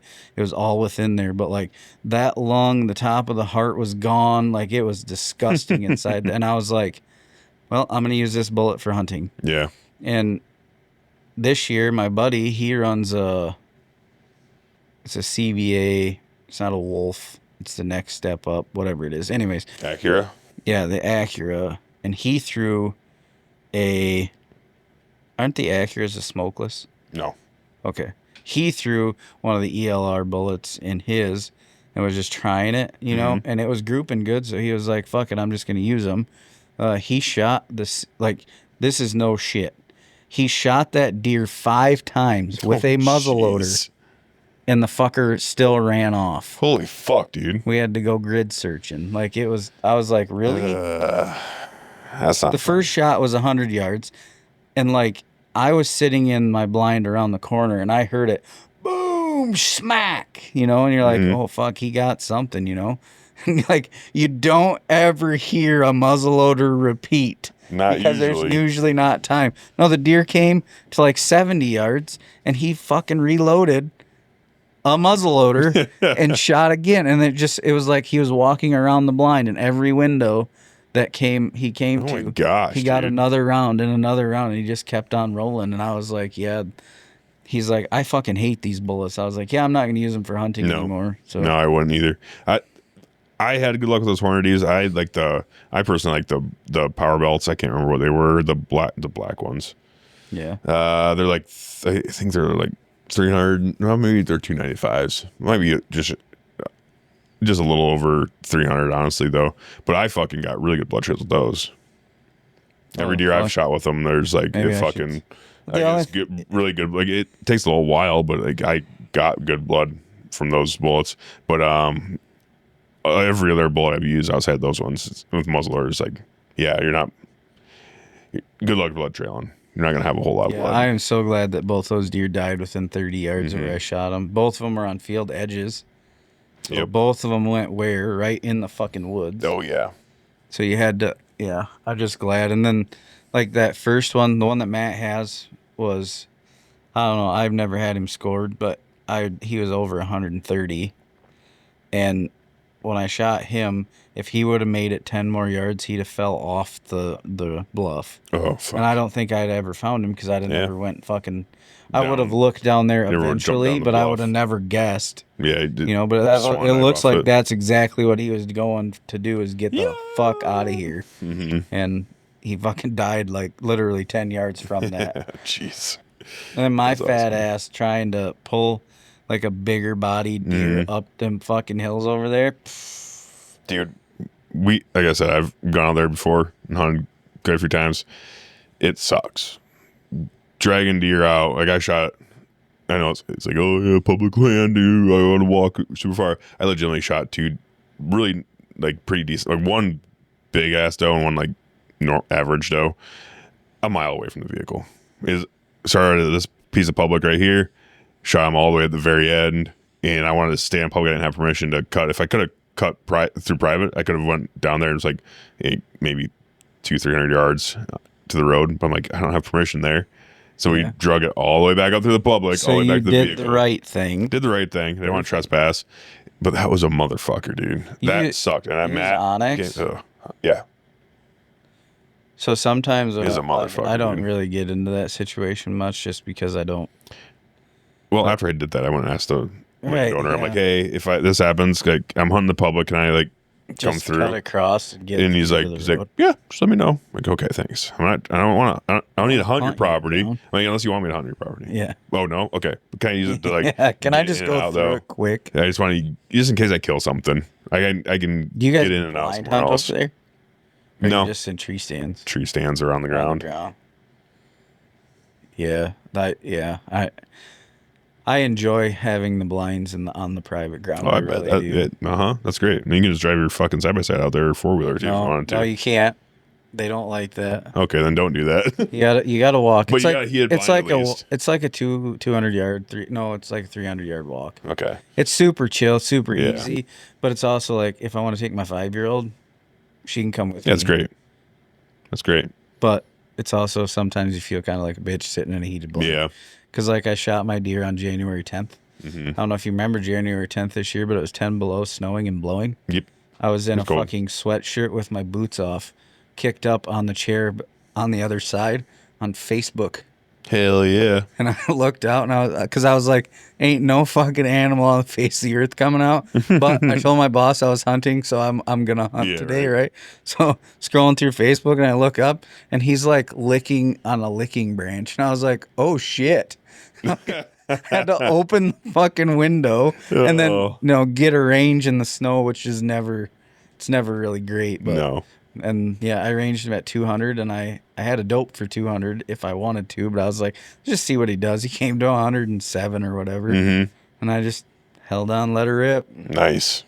Yeah. Called Boone awesome. And I was like, so 3 years, 3 deer. I'll stay here. I kind of, I'm going to owe you a lot of money, buddy. Like, fuck. Oh, that's funny. But yeah. Awesome. Hey. Any other questions you have about NRL? Nothing really. I guess I think we covered it. We've been going on almost 3 hours now. A little over, actually. 3 hours? Yeah. Doesn't really feel like when you get cooked. No, I thought we were here for like maybe an hour. I thought so too. I was like, I looked down like, oh fuck, we've been going for almost 3 hours. At the time I looked, it was almost 3 hours. So, Yeah. but yeah, no, I don't think so. Besides, like, you just like let everyone know, kind of, I don't know, How to get a hold of us. Yeah. How to do it. So if they want to, someone we wants to have sign a up or whatever else. Facebook page. I believe you follow it Probably. with your podcast I stuff. try to follow all the local stuff at least. Yeah, so that Facebook page is Upper Iowa Precision Rifle Club LLC. We do match updates. Probably like we'll end a match within a week. I have the next match up and all the information's there. And then within a week of the match, I put all the match information. So what time we're starting, how many stages, how many rounds you need, directions to the range, like just a whole bunch of stuff. So if you follow that, you'll get all the information you need. And then NRLHunter.org, they have a schedule for Hunter Games matches, which are the 1 days. That's what we're doing this year right now. And again, in order to register, you just email us. And the email, Upper Iowa Precision Rifle Club, no LLC on the email, @gmail. Okay. Awesome. Get a hold of us and come out and have fun. If you don't think you have all the gear, say it in the email. We'll find you what you need. Like, Nice. we just want you to come have fun. Our 1 day matches are $60. $60, and if you want coached, one of the three of us or one of the veteran guys that come to practice, like, we're all more than happy to help you and make you better, because at the end of the day, it's competitive, and we like to have people that are willing to come and compete with us. Right. Yeah. Yeah. And you know, being a dick doesn't grow the sport. No, So, all of us have plenty of rifles and more than enough stuff sitting on shelves to load. Like, for real. Like, yeah. awesome. Well, thanks for coming in, Zach. Hey, It's been no fun. problem. Thank you.